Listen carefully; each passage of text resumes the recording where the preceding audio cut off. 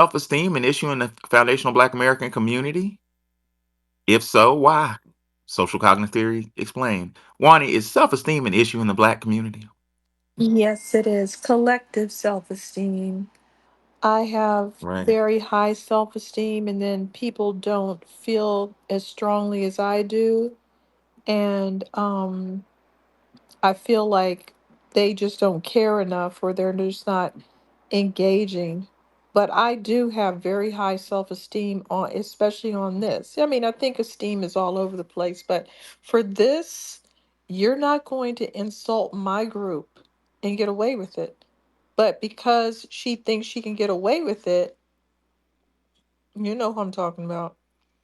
She can say all kind of crazy things about black men because she knows the collective self-esteem is not going to run up on her.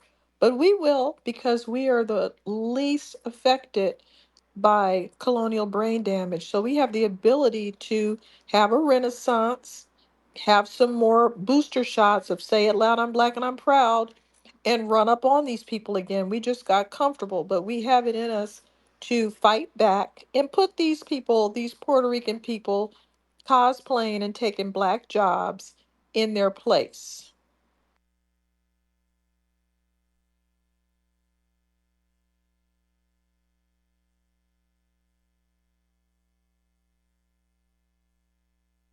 Hey Kanye, what's up? How's it going, Wayne? What's going on, Professor? How y'all doing this morning? Hey, bro, I was talking to myself, but you go ahead, one Kanye. I didn't know I had mute on. Go ahead, Kanye. Go Oh, you ahead. good? I think the problem is, um, a lot of people have embraced all the negativity, and we gotta reverse that. Like, I don't never start a sentence. Well, if I say black people as a whole, I never put anything negative behind that, right? To try to reverse some of this stuff. And if you take a look at other groups, what they'll do is they'll always separate themselves from the bad people, right? In their groups, air quotes. You take a look at the Europeans, the Caucasians, or y'all call them white folks. What they'll do is they'll say, "No, that's just trailer. That's some trailer trash shit." You know what I mean? Oh no, that's some redneck shit. No, that's some bullshit. You know, some trailer. Like they'll always separate themselves from that because they don't carry group shame. And I think we need to do the same, right? And it's dawned on me because if you take a look at most, immigrant people who have some melanin or whatever, right? They only speak about the entirety of the group in a negative manner. We'll say, "Oh, black folks," negative comment. But then when they speak on Jamaicans or wherever island they're from, they'll always say, "We are hardworking people." They're always boost themselves up, right? So I think we need to take a page out of that book, right, and just never say anything negative about us, even if we think it's true. So, and it's crazy because you see these Negroes who shoot themselves in the foot and say stupid shit like, "Well, I'm just keeping it real." It's like, no, no, no, no, no, no. What you're doing is you're giving everybody else a license to say it. I watched Minister Farrakhan on Donahue, and they asked him a question about Eddie Murphy, right? And he said, "Any criticism I've have of my brother, I would say to my brother, but I wouldn't tell you because you would just simply use my words against him, right? So if I have a criticism of me as a culture, right? Or us as a culture. I would just say it to the individuals I think it is. I would not go on here and say that because then people would just quote you. Well, even Professor Allen, who's a very smart guy, he said this about black folks. You know what I mean? So it's like we have to get rid of that, right? We don't care the group shame. Right. If there's something going on, assume it ain't from us. No, that's some immigrant shit. You know what I mean? Just keep pushing it down. Kick the buck down the can. We ain't gotta embrace that shit. Every black American I know is a hardworking individual who wants what's best for the country while adding to the economy, waiting until we get our justice that we so desperately deserve. Right, bro, you brought up a really good point, man. That's in my world right now. I'm in a PWI right now, and a lot of Caucasian at this PWI, bro, faculty and students feel real comfortable making Diddy jokes. Oh, Diddy has some baby oil. What do you think about that? Ha ha ha ha ha. I'm like, I'm not going to comment on that. That's none of your business. Go ahead, Indy. Yeah, I just want to say that as far as the topic goes, like a lot of the self-esteem stuff is like it depends on what the measurement or what the standard is as far as self-esteem, because some some people are looking at self-esteem, in different ways, and then with I don't want really want. I really want a woman to really speak on this, but with everything we're looking at with the women, how we sexualize, you know, women, a lot of women that don't have the per se model-esque shape and all this BBL stuff, all this fake stuff going on. It's almost like a fake self-esteem thing going on. So it's kind of like, the barometer is off. You know what I'm saying? So it all depends on which areas we're talking about, like I'm being really, specific. I'm really speaking about, yeah, that's a whole nother can of worms. I'm really Right. speaking about collectively how we are allowing this heifer, hard R, to say anything about a black man. Who are you to tell black men how to vote? You need to be squashed like a roach and sent back on your banana boat to the Caribbean where you came from. What are you And you, talking about? You don't get to tell us how to vote. Are you out of your mind? Do you have all this lip for Asian men? Why don't you guys get off the couch? You know, you're look at your voting numbers. Would you ever hear this? Okay, I'm trying not to say names, but it's hard. Just say that Would lady. would yeah, this Caribbean cow say anything like that to anybody? No, she only feels entitled to say nasty comments about black men. She didn't like all those white women voting for Trump, but we need to reach out to them. But the black men are crazy Right. and out of their minds. Why? Are you saying we don't get to pick who to vote for? You just gonna tell us who to vote for? Like we No. kids or something.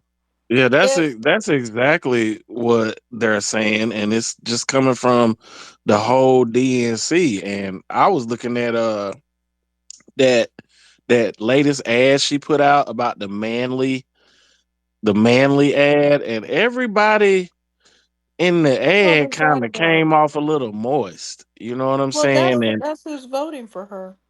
the only black, or the only person with melanin in the video is some stuff coming out about him. He's a Nigerian tether, and there's some photos of him that are very Doing moist. doing what? And for what he said in the video, it was already suspect to me, because he was like talking about, oh, I'm so manly I could do my daughter hair and this and that. Then it come out that you uh, I mean, it's just so fucked up that all I could do is call her Scamula now. Like, that's her new name for me, Scamula, because that's what we should call it. Since we don't want to say the name, let's just say Scamula, because that's what this shit is. It's all a damn scam to me. You know what I find interesting Oh, about the situation, to kind of reference what Wani's speaking about? In Go that ahead. same breath, she went out of her way to show empathy to another group of men. We have to convince them all of a sudden, like we crazy ridiculous, but they voting against their own self interest.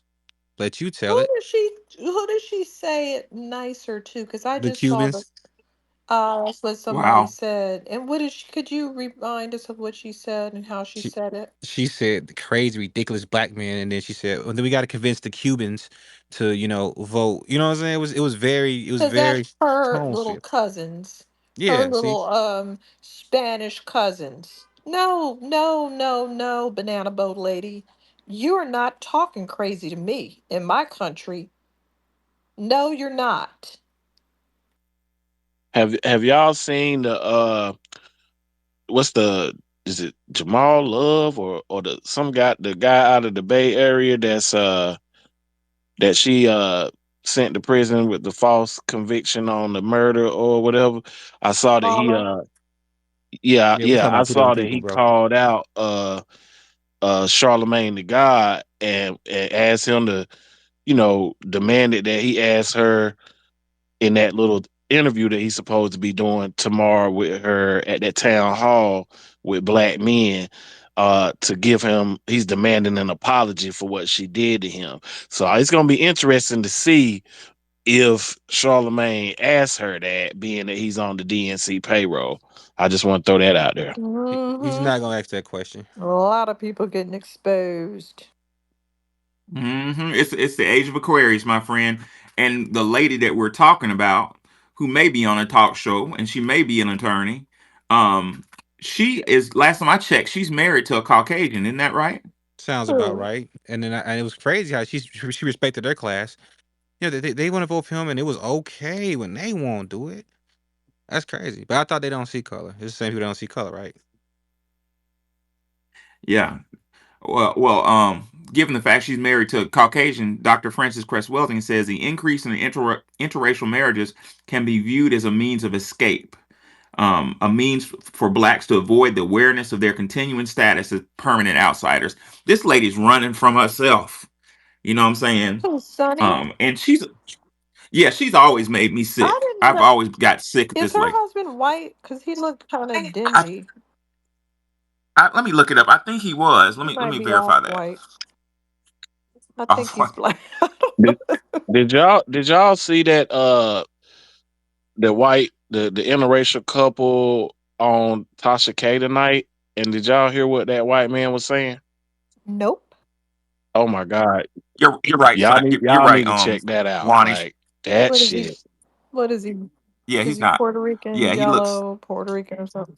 either Puerto Rican or high yellow. Okay. I thought he was a white guy. My She bad. is definitely the But kind of person that would have a be propped right up on top of a white boy telling us all this junk. That's 99%. I guess that's gonna be her next husband. it's going back to the title. Social cog st I put STC in there. That means social cognitive theory. I think it was by Bandura, but I'm not really into naming the dead white men. But it's an important theory. If you look at it in a jumbotron, you see personal environmental behavior. So, in psychology, we call this the big E. So, your personal factors feed in first to your environment, and your personal factors plus the environment equals a behavior. So, all this hating on FBA comes from the environment. The United States media machine has created an environment where it's just okay, where people feel okay to just say all kind of wild shit about black culture. You wouldn't do that about Italian culture. You know, if you say something about Italian culture in public, people will hush you up. You know what I'm saying? So there needs to be a consequence for speaking badly upon on The, foundational Black American the culture. sad Hey, Go ahead. part you know what? about it, You know what, Professor? That's real true. Cause Hold on, Juan had a comment. I mean, we'll get to I you, was Andy. just gonna Go ahead, say the Juan. sad part about it is when I hear our own people repeating white supremacist talking points. Are you Right. aware that we need to be aware that the crimes that they're talking about, they like to pick out a specific crime. They don't want to talk about who commits all the uh, familicides and who kills their whole family all the time. They don't want to talk about that statistic, who gets caught with child porn and who all the pedophiles are and how they have 800,000 pedophiles in the UK. People that admit to being pedophiles. That's not even the people that won't admit. They don't like to talk about those crimes. They just want to say, you blah blah violent crime, and then put up a statistic that is invalid.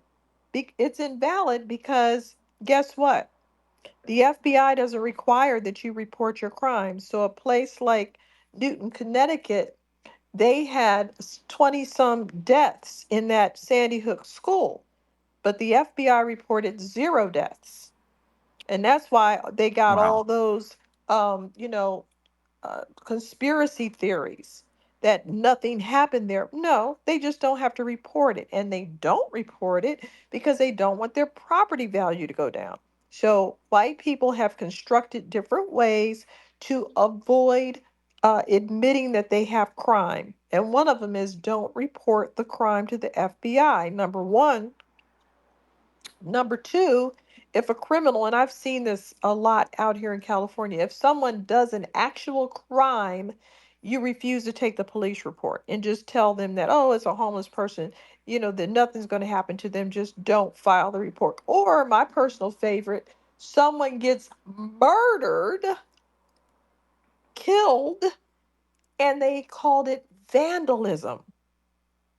Wow. Yes, they did. They downgraded it to vandalism because he was homeless. It was a homeless white guy who killed an old woman. She died 3 days after his attack, and they called it vandalism. Oh, he didn't mean to kill her. Really? He broke into her house and drug her all around until she died. They would not call that murder. That way, that particular building doesn't have to get a hit, doesn't have to be listed as a building where someone got murdered. This is what they don't tell you. Um, they don't report the crimes. As simple as that. And they make sure places like Chicago and whatever are right on the firing line to report every crime, while all the other crimes of people's children get snatched out the window, masses of children missing and gone and found dead. All of those crimes just end up on forensic files, and you don't know anything about it. It doesn't bring the property value down, and that's all they care about is money. Oh yeah.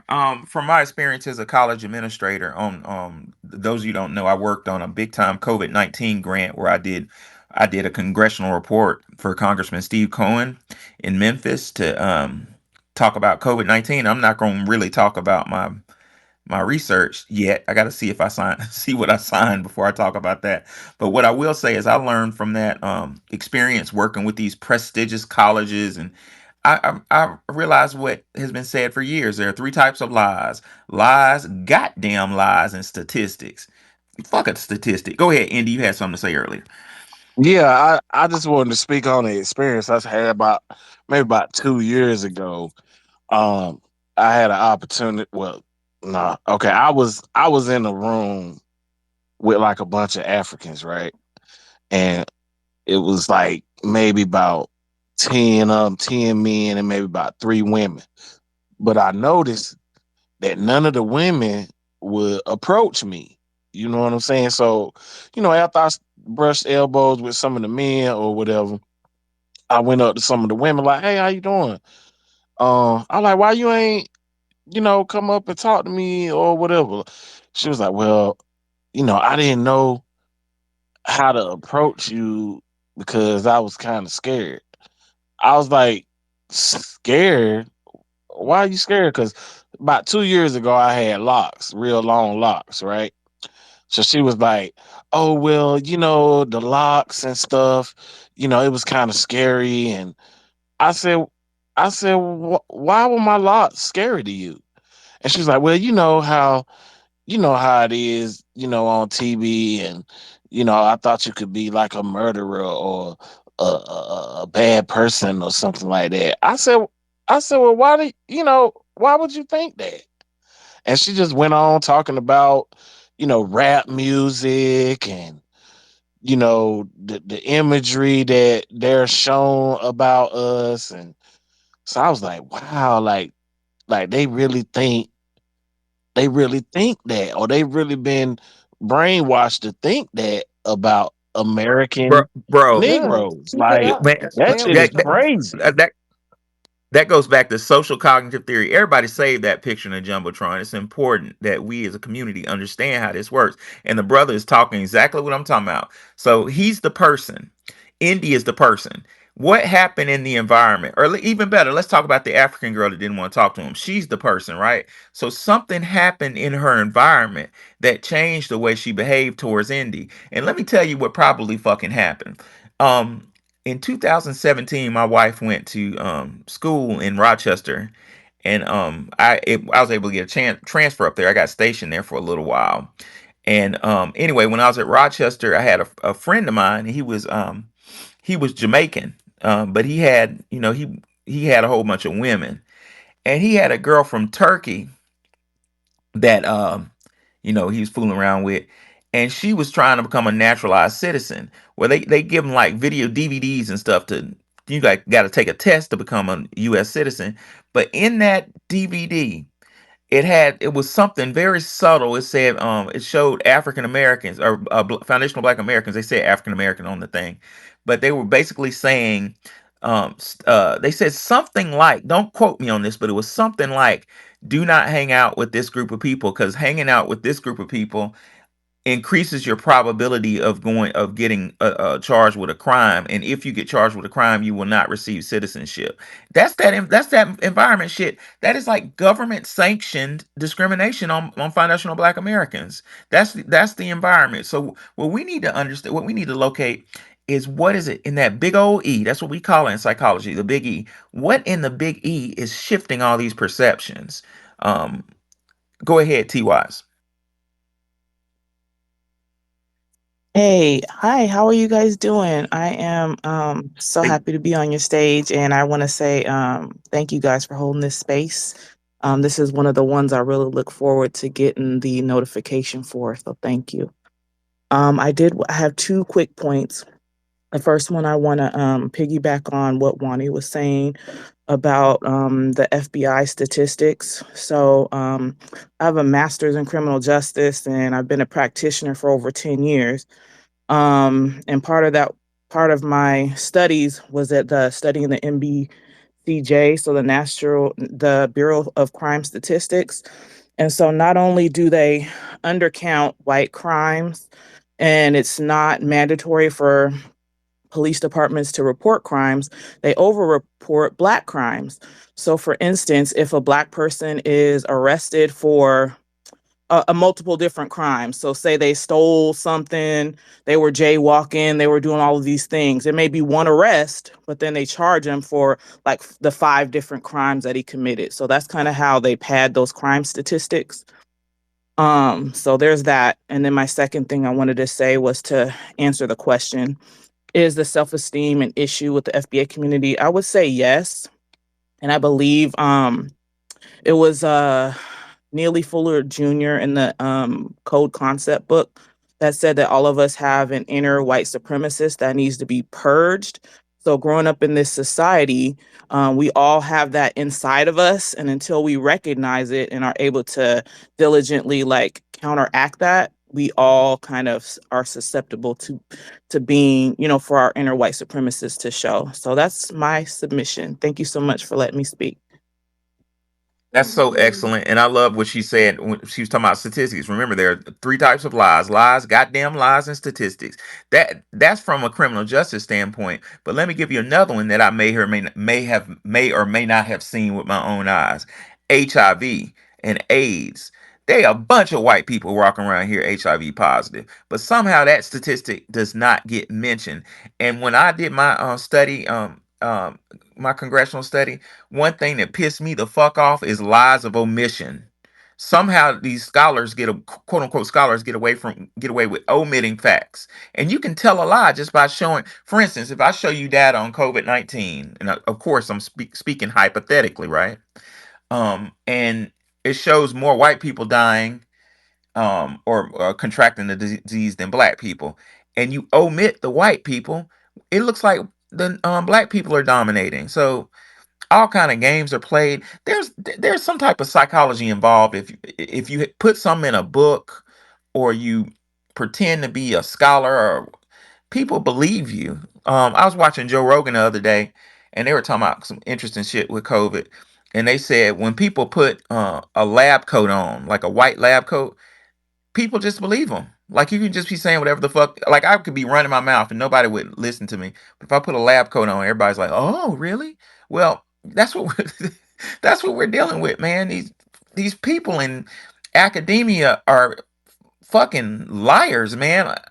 Some of them intentionally, some of them are just dumb, but a lot of them are defending the system. They're defending lies. You know what I'm saying? Because that's who pays the bills and that's who gives them grants. Um, Highland, come on. I thought I saw your hand, Alan. I could be Yeah, there true. we go. Yeah, my bad. I just want to not even like counter argue what her point was, but like I'm new to the terminology of FBA, and obviously I'm a foundational Black American, but I feel like the term like self esteem, you have to, it's so much personal, and right now with all these people talking about this issue, especially me being new to the app and whatnot, me actually in like getting involved in the spaces and whatnot, like I feel like self esteem really isn't an issue because once you establish your own self esteem and your knowledge and your love for yourself and like you know what I'm saying, like it's different. It's like a what do you call it? It's a reaffirmation of like, hey, yeah, you're good once you come into the spaces of FBA because FBA is a new term. You know what I mean? Like I didn't know about this, but it reassured everything I knew myself. I didn't know any of you all, but I knew this personally, and I didn't want to mess with nobody. I was like, you know, and that's all I gotta say. It's crazy.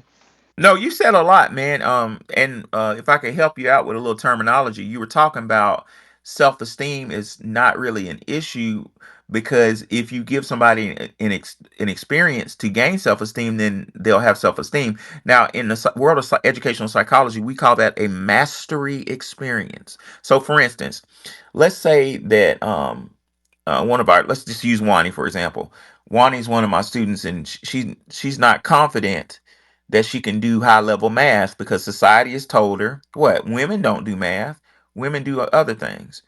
And I give Wani a really hard problem, and walk her through it, and then I give her another hard problem, and she does it on her own. She just had a mastery experience, and from now on she's gonna know I can do math because I did that hard ass problem Professor A gave me. Now that it is just that simple, Highland, but the dominant society denies opportunity for mastery experience with us, which is what makes X all the more dangerous to the dominant society because it's giving us mastery experiences left and right. You can have a vicarious mastery experience. Like, for instance, if y'all see me doing something, y'all like, man, that big old dumb light skinned nigga can do it. I know I can do it. So many of my students are successful because they saw my big old ass doing, pulling up in a brand new Lexus, and they said, man, if Dr. A doing that, I know I can do it. You know what I'm saying? It's a mastery experience. Come on, seven And four. one more thing, Professor, is Go even ahead. more wild. Like if you have no one to like look to, this shit is crazy, man. That is wild, man. Yeah, this system knows what the fuck it is doing. These are not dummies we're dealing with. These are psychologists. Like I just told you, mastery experiences can be held vicariously. If you're a black female, and you see a black female doing something that kind of reminds you of you shit. I know I can do it. She did it. Well, what did I tell y'all a couple weeks ago in my hometown of Birmingham, Alabama? All the black people used to be in one neighborhood, and we saw, my auntie and them used to look up the hill and see Angela Davis and them, and the lawyers and the judges and the dentists and the nurses and the teachers. They said, "Shit, I can be a hoe if I want, and that's okay. I'm not gonna look down at a hoe." But I also can be a dentist. You know what I'm saying? Because I see one that look just like me. So you think it's by mistake that during integration, the high what's the word? What's a good word? I'm gonna say the professional class of blacks was moved away from the other class. Y'all think that was a mistake? It wasn't no motherfucking mistake. Because man, it was a perfected system against us. Number one, you move the blacks away from the kids like me who need to see somebody doing something, right? And you take those the offspring, the fruit of that elite class, and you throw them in a white school where those white teachers are gonna fuck them up. One day we gonna learn. Come on, Indy. Yeah, I just want to speak about an experience, Professor. That I just want to talk about how important it is for black males to be teachers. Okay, even though it doesn't pay a lot for the future, if the children are the future, I'm gonna share a story with you of how important this shit is. So when I first came back from college, college dropout, in 2001, I had the pleasure of teaching third grade at a charter academy, right? So a lot of the kids in my class were below reading level. And I'm thinking to myself, so I did like assessments on all of them. And I'm like, y'all on the kindergarten level. Like, what are you doing in third grade? So that's when all that no child left behind shit got reconfirmed in my mind. So I said, oh, I see what this has done. This is preparing y'all for failure. Like, if I don't catch y'all up, y'all are never gonna pass anything or even get to Right. the end of grade test level or SAT level when you get to high school. Like you ain't gonna never get there. So I started bringing up everybody's grade levels, and I learned that I had to convince. Like Steve, you have so many behavioral problems and different things going on with these black kids, like in their homes where a lot of them don't have fathers in the home. They might be staying with in a foster home. They could be staying with a grandparent or a cousin or a friend, or their home situations be fucked up. So it be different situations going on. So I was just learning that, talking to each individual kid, dealing with their parents or whatever. So just going through the motions of teaching them and talking to them, I was learning that I was having to convince them that it's cool to be smart. It's cool to know how to read and not see who could be the baddest in the class or who could be the funniest in the class, right? So by the Uh-huh. end of my experience, and this is where I got my joy, and by the end of my experience, I had little girls come up to me and say, Mr. Bill, I wish you was my daddy. I said, Oh, like that shit kind of fucked me up because yeah. I know what they meant. You know what I'm saying? By saying that, and it's like I boosted their self-esteem. Cause like they were Right. happy about now they know how to read, and they were just so excited about trying to show me how they got it right, and they weren't shamed anymore, sitting in the corner with their head down because they know they didn't have the right answer, or they didn't know what to say, or didn't know what to do, didn't know how to write. Like it was just amazing. Like it made me realize how important I was as a black Right. male in that field. And if you look around in public schools, there's not a lot of black male teachers, but that shit is Nope. very, very important. I just wanted to say that when it comes to self esteem, that's something that I experienced personally, for real.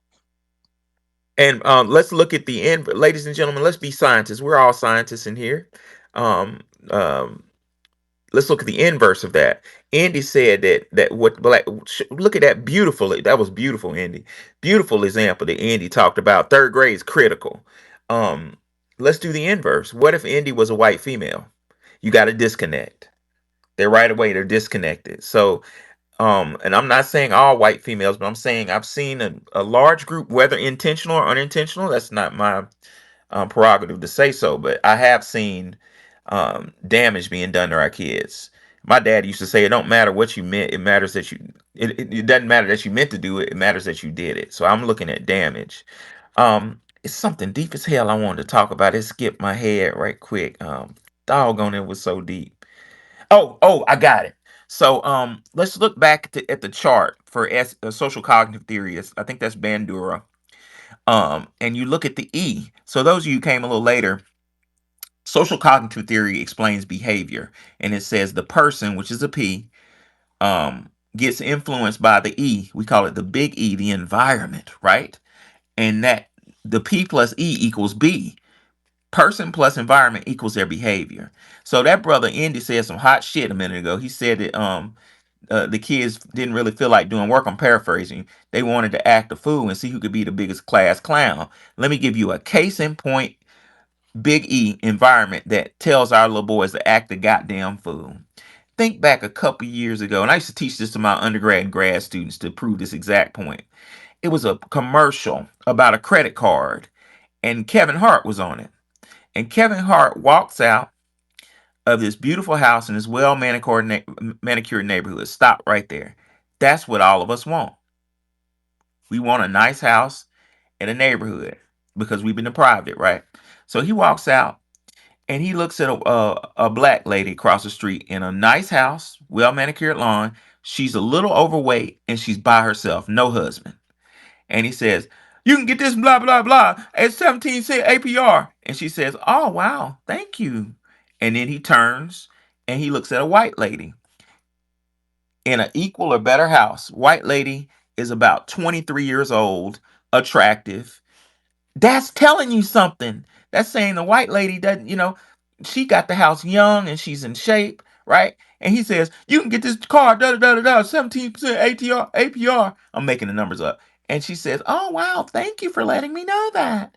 And then the camera pans and he's looking at a white dude, maybe in his late 20s, early 30s, still young, slender, tall, looking, he's towering over Kevin Hart, and he's looking down at Kevin Hart. That right there psychologically tells you something. He's in a position of power. So Kevin Hart said, "You can get a new car." Da, da, da, da, da. The white man who's about 20 years younger than Kevin Hart says, "Hey, buddy, why are you yelling? Just checked him." Basically he's told the world that I'm in a position of power over this imbecile, and I'm letting him know that he's not acting appropriate for my neighborhood. There's a message in that. And Kevin replies, "Cause that's what I do." And the commercial goes off. Well, that was environmental learning. That was educational psychology. That was telling our little boys, you can be like Kevin Hart if you just act a goddamn fool. And on the inverse, it was telling a young white man that was watching this that, hey, you know um keep your composure and stay in a position of power. When you're teaching the history books, white kids and black kids in the same fucking class get two different educations. The white boy in the class, or young man in the class, looks at George Washington being a commander and says, well, my position in this country is to be a commander and fearless leader. And the black boy in the classroom doesn't see himself in that book, and he says, well, I guess I'm a support role. It's all intentional. Seventh ward, come on with it. Yeah, thank you. And to segue what you was talking about, but the self-esteem, a lot of this is self-inflicted, and what I mean by that is we haven't pushed back on it. We've allowed people who hate us to define who we are. And I think, with us having these discussions, we need to, uh, we need to push back on this, and we need to tell them that you're not going to define who we are. We're going to define who we are. And you know what I'm saying? So with that, I'll yield the Yeah. mic. Absolutely. um Go ahead, one. No, I was just going to say, absolutely. That's one of the issues. The same people who don't like us, who have had a lot to say, and that have been slapped back into their place over the past 4 to 5 years, are still opening their mouths when they get emotionally charged, like during these elections. They really believe they have the right to scream at black men. How would that look if they did that to anyone else? Don't you see how crazy that looks? I mean, if you don't see how crazy it looks, that's a sign of the lack of self-esteem. It looks insane. What if she Yep. started screaming about Chinese men not voting? Or some of these other men that don't even vote? What if she started screaming about Arab men? Why don't you get off the couch and blah, blah? What if she started doing that? What would they do? What do you think they would do? Because I remember what happened during COVID when they kept showing Asian faces in COVID. They called the media companies and made them stop. And they immediately shifted over to plastering our faces on it and making up lies about us having it when we didn't. And they did not talking about statistics again. Did you know that Asian people did not have to report that they had? The doctor says they don't have to report their COVID because it's going to make Wow. everybody shun them. Yeah, they didn't have to report it. So, yes, they had it. Yes, they brought it over first. Yes, they Wow. gave it to Italy and tore up northern Italy by insisting upon delivering Chinese food after being told not to. They did a lot of things. And we talk about being a menace to society, the first thing that pops in your head is us. When in reality, no one remembers the gobs and gobs and gobs of mug shots of Asian women that sell tail and keep going in and out of jail over and over and over again. I don't know how jail works, but they definitely got arrested. They definitely get arrested by the dozens, big billboards of faces. And yet we're the Yeah. face of all these negative things, and they're out there actually manufacturing drugs and distributing, actually laying in the street on mattresses in front of everybody and getting away with it. There's nothing they can do to get branded because no matter what they do, they're going to say, "Oh, that was on a black exploitation film that I saw in the '70s. So all the black men are pimps and all the black women are prostitutes." It's not these other groups. It's being manufactured from another place. But I'm glad Wani brought up the massage parlors, that whole massage parlor and prostitution ring. Me and my wife would when we first moved to Memphis, where for some reason we end up coming our first year of marriage, we ended up going to Memphis early in the morning. I think she had to go to work or something, but we would come into Memphis at like 3 a.m., 3:30 a.m., something like that, 4 a.m. And when we would drive down the Lamar and one of the main streets, it would be like massage parlors open at 4 a.m. And my wife would be like, "Who in the hell is getting a massage at 4 a.m.?" I mean, I'm saying that to say like it don't take a rocket scientist to say a family of three ain't going to a massage parlor at 4:30 in the morning. Me, You know what me. I'm saying? They have a whole culture going back maybe 1,000 years of being comfort women and concubines and training women. Now, today's geisha girls, they say that they don't turn tricks, but they keep up that culture. That culture is from that culture of where they would train the women to play instruments, have the sparkling conversations, serve tea or whatever, and have sex with men for money. That is a cultural thing that went has been going on forever, and they transitioned into geisha girls, and they walk around Japan dressed up in the traditional clothing. They have a tradition of these things. Well, they paying us to come to Japan now and make babies. So in the open, I've heard that. yeah, that's the thing. This white woman told me over there she was trying to what do you call it? Brag on the sly. Yeah, she was trying to brag on the down low, and she was like, "Oh, well, they just want to have tall children.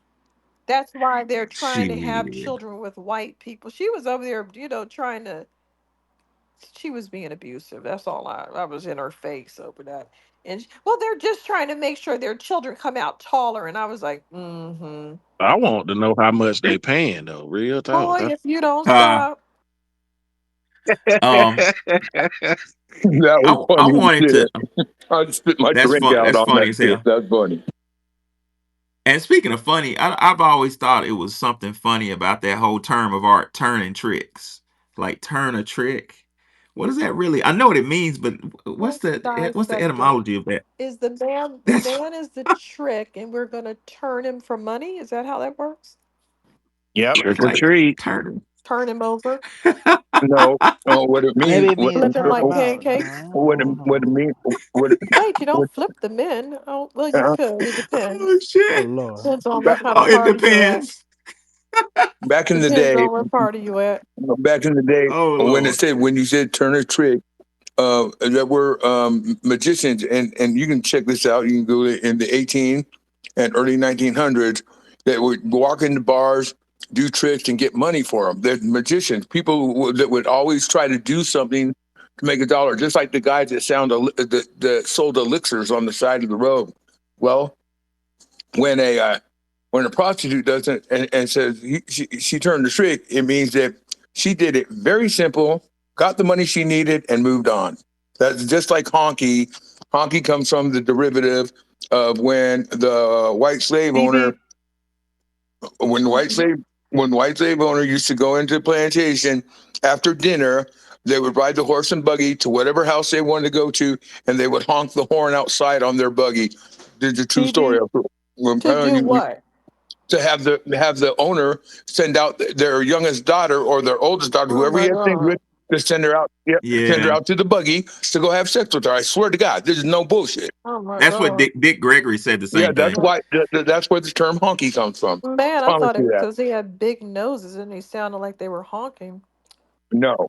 That's what I used to think too. But yeah, Dick Gregory said he didn't say horse and buggy, but he said they would pull up in the black neighborhood in their cars Beat that and on. honk the Well, horn. on the Yeah. plantation, I was horse and buggy. I mean, I took 2 years of African American history in college, and that's where that damn term comes from. Right? That's why they would call him a honky. But they would honk the horn for the daughters come out. Wow. And even the term cracker, they used to And crack the whip. You know what I'm After saying? It's not even dinner? really like offensive to them. It's what they did to us. It's really wild, man. Dick Gregory said that the insult in honky comes from the fact that he got to honk his horn and give up some money, and I get it for free. Um, so that's the insult. But I want to point out something. We're talking about self esteem in the world of educational psychology. We call it self efficacy. It's the same thing, and self efficacy, but basically believe is what you believe you can do based on the environment, based on factors. Well, this there is a lot of money being pumped into try an attempt to destroy our self-efficacy. I would say in 2024 they failed because we should have been destroyed by now and we're still here. But I want to identify why they do it. So let's look at Dr. Marimba Ani's book Yurugu. It's the only book I've ever owned that I'm not done with because I read like a page and then just go to sleep because it's too much information. But on page 265, she says the European self image has always been based upon the implicit perception of cultural racial difference. She says the dialectical component of the positive European self image is a negative self image of others. Now, let me break that down because she said a whole lot with that. She said that European self efficacy, their self esteem is diametrically opposed to somebody else Mm-hmm. having low self-esteem. They need it, Dr. Inez says. Basically, European society is fucking parasitic. And I'm not even trying to be ugly. I'm being like as straightforward as I know Let how me to ask be. a quick question. I want to make sure I understand this. Their self esteem is based on beating us down. On your self They esteem, have yes, their self esteem. hold on, hold on, Always hold on. has No, no, no. been. Hold By on. the Always way, has Doc, I been. just want to Well, hold on. According to Dr. because this is very I just want to specific. be sure. Yeah, Dr. Ani basically says she says others, so it don't have to be us. We've been a convenient target, but she says the component of the positive European self-image is a negative self-image of others. So Mhm. this is complicated, Yep, but I check this get it. out. So, you got it. So for those who missed that, Dr. Ani is she's right. She's saying that European this is a simple way of putting it. European society defines itself off of what it's not. So if I was a European, I say, you know what, I'm broke, but at least I'm not an alcoholic. yeah, They don't This is they what don't I've define noticed themselves. that they Go do ahead. amongst themselves is when I was around this English woman, her whole day she was spent talking trash about Greek men and Mediterranean men because we were in southern France, so they were walking around being gigolos, and she just got obsessed with them. She just all day she was calling them everything under the sun. And she really did. And I said, well, if she's talking about them like that, I wonder what she says when I'm not around. Anyway, I was just talking to Right. her because people that absolutely. speak English are always buddy buddy when they're out of the country and everybody else speaks another language. That's how going out of the country works. Everybody drops all their racism temporarily because they don't have anybody to talk to. We should talk about that in a room one day. How some of this is very superficial because the minute that you're out of the country and some white boy who wouldn't even talk to you, who would roll his eyes and treat you like his mammy or whatever, uh, that guy is asking you very politely, how do you use this bus ticket thing so I don't miss my flight? So that happens all the time. And all you have to I do worked is speak English and they have to speak English and you guys are best friends. during my year working at the Smithsonian Institution, National Museum of the American Indian. My fabulous year. That was like Indiana Jones year, but I digress. But anyway, we had the majority, even though it was in DC, the majority of our visitors to the museum were not American. The hierarchy was English. Uh, the majority of them were British, rather. Then it was a French, and then it was a Japanese. I thought the Japanese was cool as fuck. Like they style, like it was minimalist, but it was badass. Just like hard to explain. But anyway, the English I thought had the worst fucking attitude on the planet. Arrogant. Yeah. Um we had a new speaker. I think he disappeared. They are arrogant, and a Yeah. lot of people, when I travel, will say, "Oh, I'm glad you weren't that kind of English because then you wouldn't even call me by my real name. I'd have to change my name to Lisa when my name is Lin Sue." Yeah, they are arrogant. What kind of arrogant do you have to be to tell other people to change their names because you Right. refuse to call them, which the girl's name was very simple. It wasn't Lynn. How do you not know how to say Lynn? You're going to call her Laura. That's ignorant. That is incredibly bad. But anyway, people don't like them globally. They really don't. And if I pointed out, when you talk about being a bad person, an unwanted individual, let me reframe this because some people want to act like Black Americans have a problem. We have expat communities in every country, and people don't care about it. We're just there living. They literally have signs up telling people not to defecate in the streets.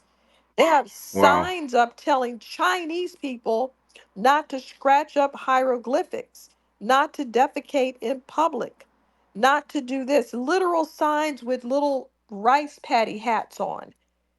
I can show you the signs. They had literal signs telling Israelis not to get in the pool. All kinds of stuff because of their bad behavior. But they don't have any signs about us. I want to point that out. We have stellar reputation overseas because of all the entertainment and the sports and the Olympics and our international presence.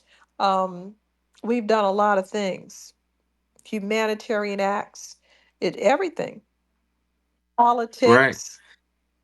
Going over there trying to extend a hand to all of these leaders, when we believe that people could help each other and get along when we were Pan-Africanists, and even going to meet Gandhi and outreaching to other groups, that when we were in that mode, we have a stellar reputation as statesmen and stateswomen that other people don't have, that they wish that they could cling on to that, but they literally don't have that. They call it the ugly American.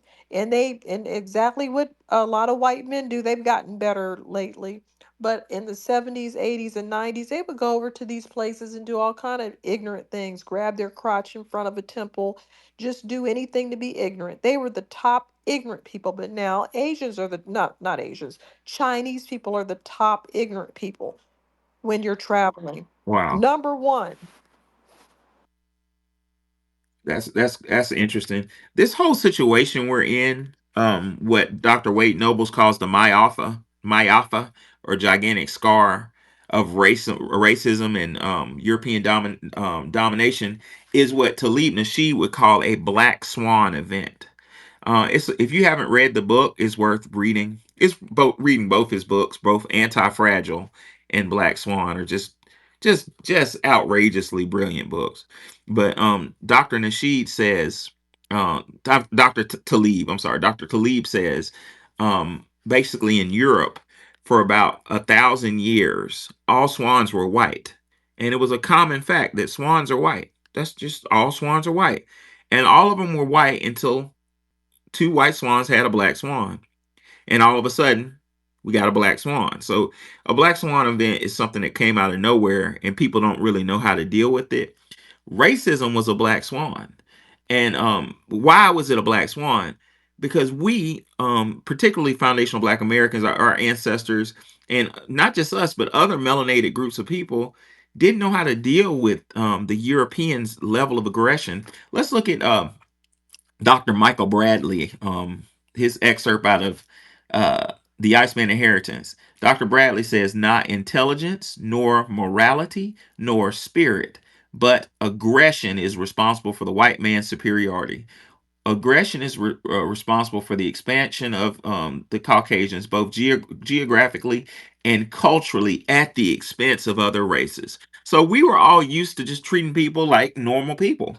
We fought and killed, and we did that too, but there were rules to it, right?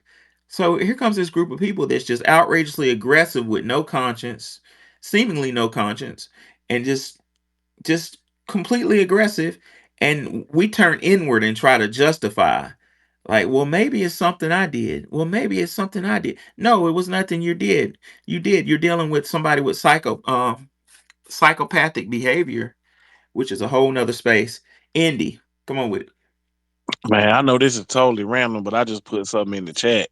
Why is Oprah giving 30 million in trust to her damn dogs? Like I'm tripping. Jesus,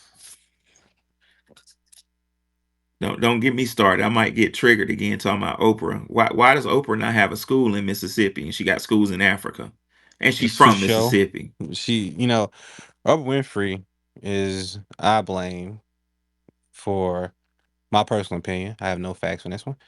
Kinda. Oprah Winfrey, when they asked her about why wouldn't she put a school in Chicago, she sat around and poked Chicago in the eye and said, these kids don't want to learn. They want Jordans and shit like that. Now, after Oprah made that statement, all of a sudden they started closing down a bunch of schools. Now, if anybody knows anything about Chicago, they have territories there. So now you have consolidating these school districts. Well, these people ain't from this neighborhood. They go into this school. Conflict tends to happen. So, but that's crazy. Oprah's an interesting individual. But I did want to speak to something Wani was saying.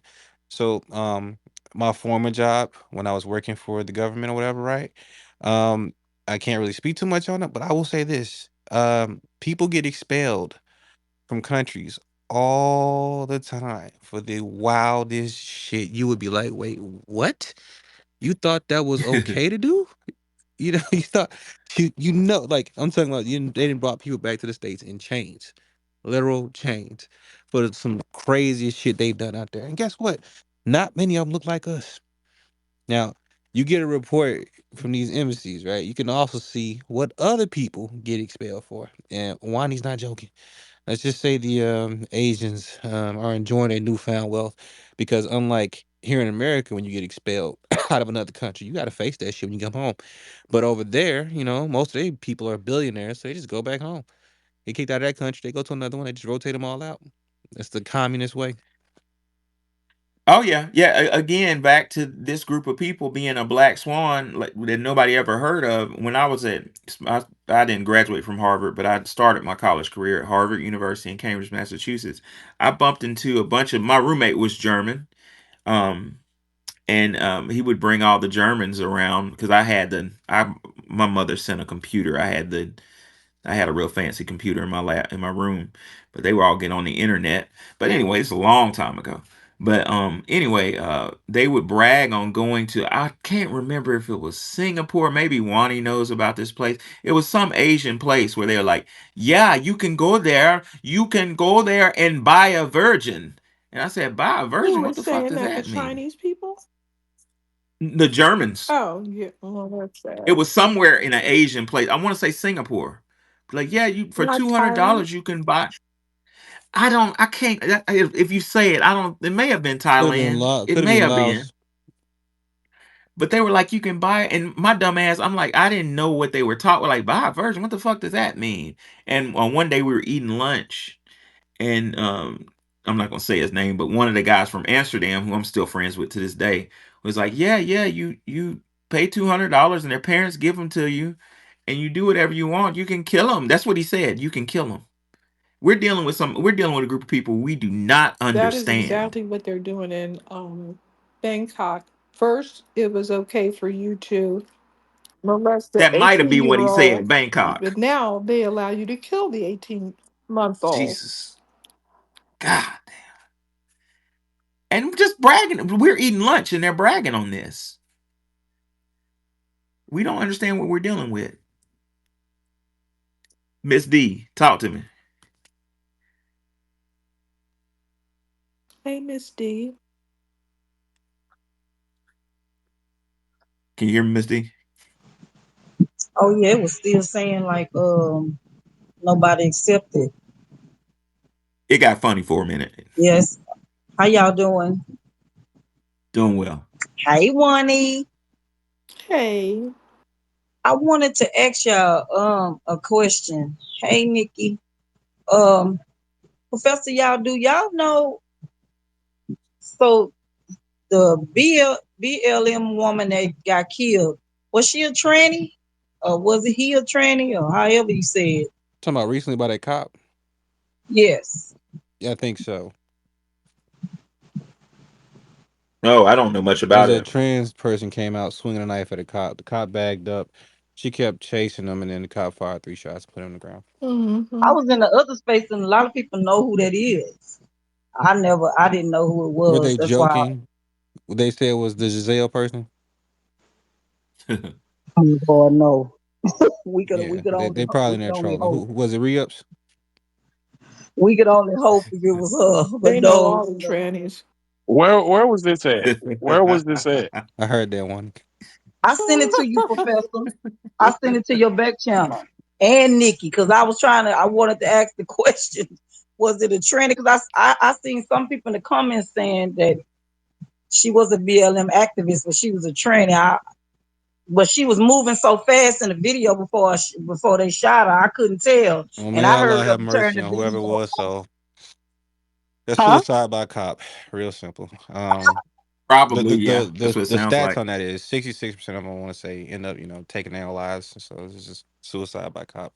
It's not uncommon. That's what it sounds like. No, I Yeah, was it's real saying common I actually. just turned it off before the graphic stuff happened. I just wanted to know was it true that because I seen a lot of white people were saying it was a tranny. I just want to ask Oh y'all the yeah. child know. So I went in the other space and they was a couple of them knew who it was. They was calling the person by name, but I couldn't get up there to ask them. Well, that's unfortunate for them. Terrible way to go out though. Yeah, Yeah. Professor, I sent it to your back channel. Okay, appreciate it. All right, let's see Caesar. Let me bring Caesar up.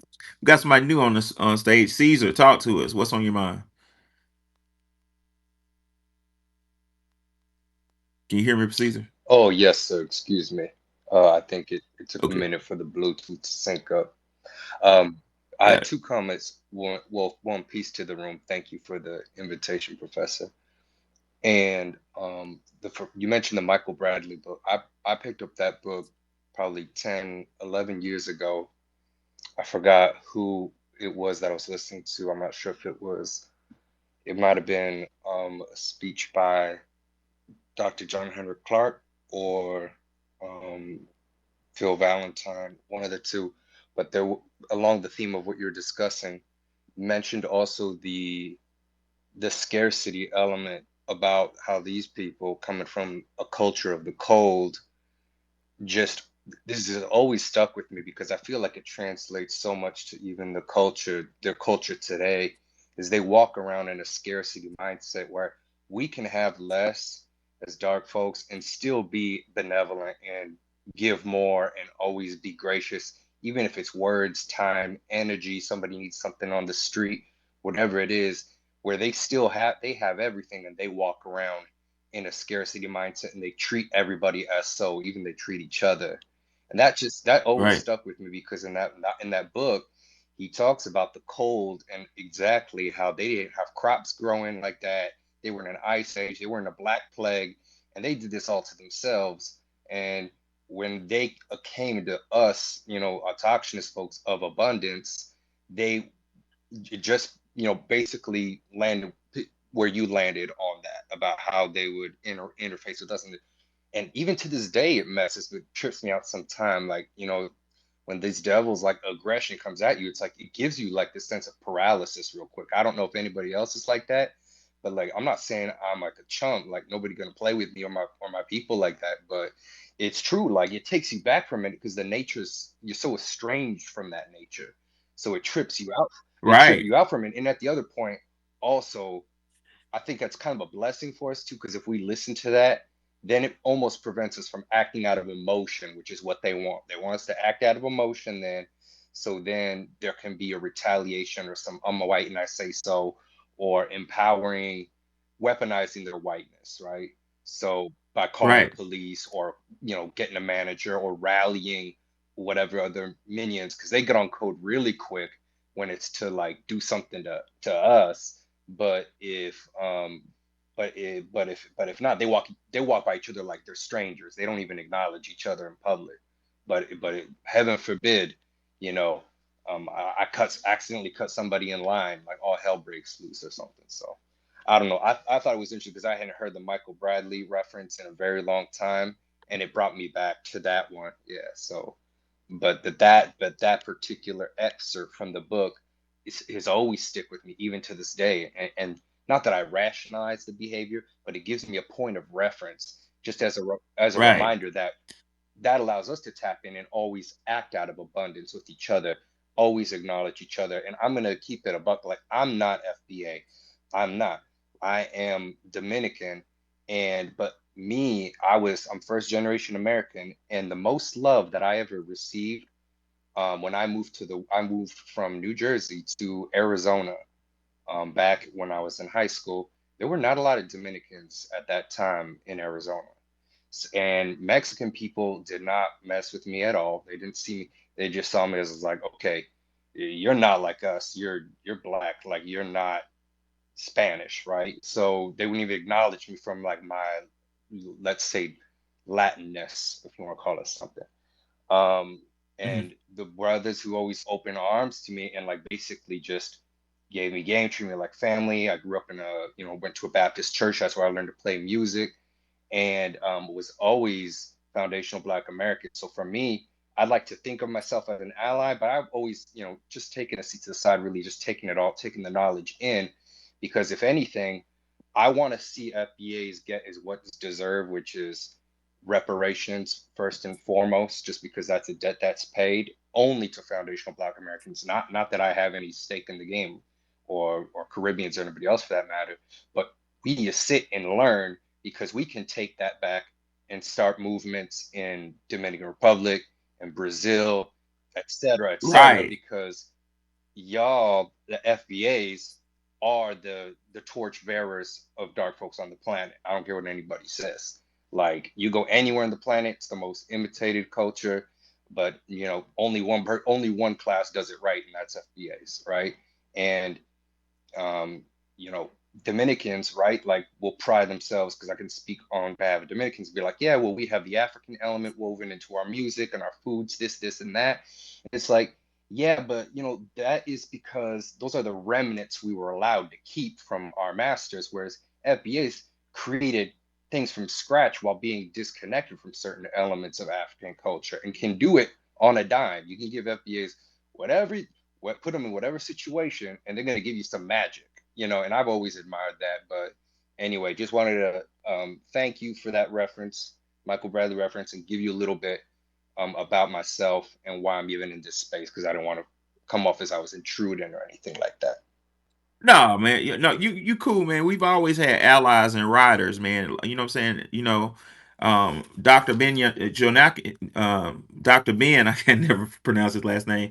He wasn't FBA, but he was a rider. Louis Farrakhan, he's not FBA, but he's a rider. So we appreciate you, brother.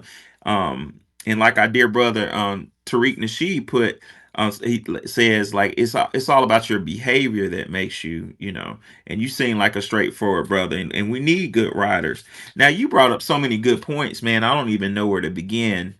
um the brother Caesar said something about, and I'm paraphrasing him, he said something about when we encounter the actions of that dominant society, we kind of get shocked and don't know how to react. That shit happened to me today, ladies and gentlemen. So my neighbor is Caucasian, dominant society, and him and his girlfriend, wife, I don't know who she is, just getting in these arguments, like, which is not really typical for the neighborhood we're in, but just like calling her a whore, and I heard you sucked his blah blah blah, like, just like, whoa. But I mind my business, right? So I was going to walking to my truck, and I got some out my truck, and I sat. It's like a little bench. We got a little park right outside our house, and I sat at the bench, and they came outside fussing and yelling. You're a whore, da, da, da, da, da, da. And I'm not. I'm looking away, minding my business, and he says, "Well, why don't you go get out of my house? Why don't you go find you a real man, you whore?" And she walked up in some booty shorts and sat right next to me and started smiling. And I was like, wow, like she weaponized me just that fast.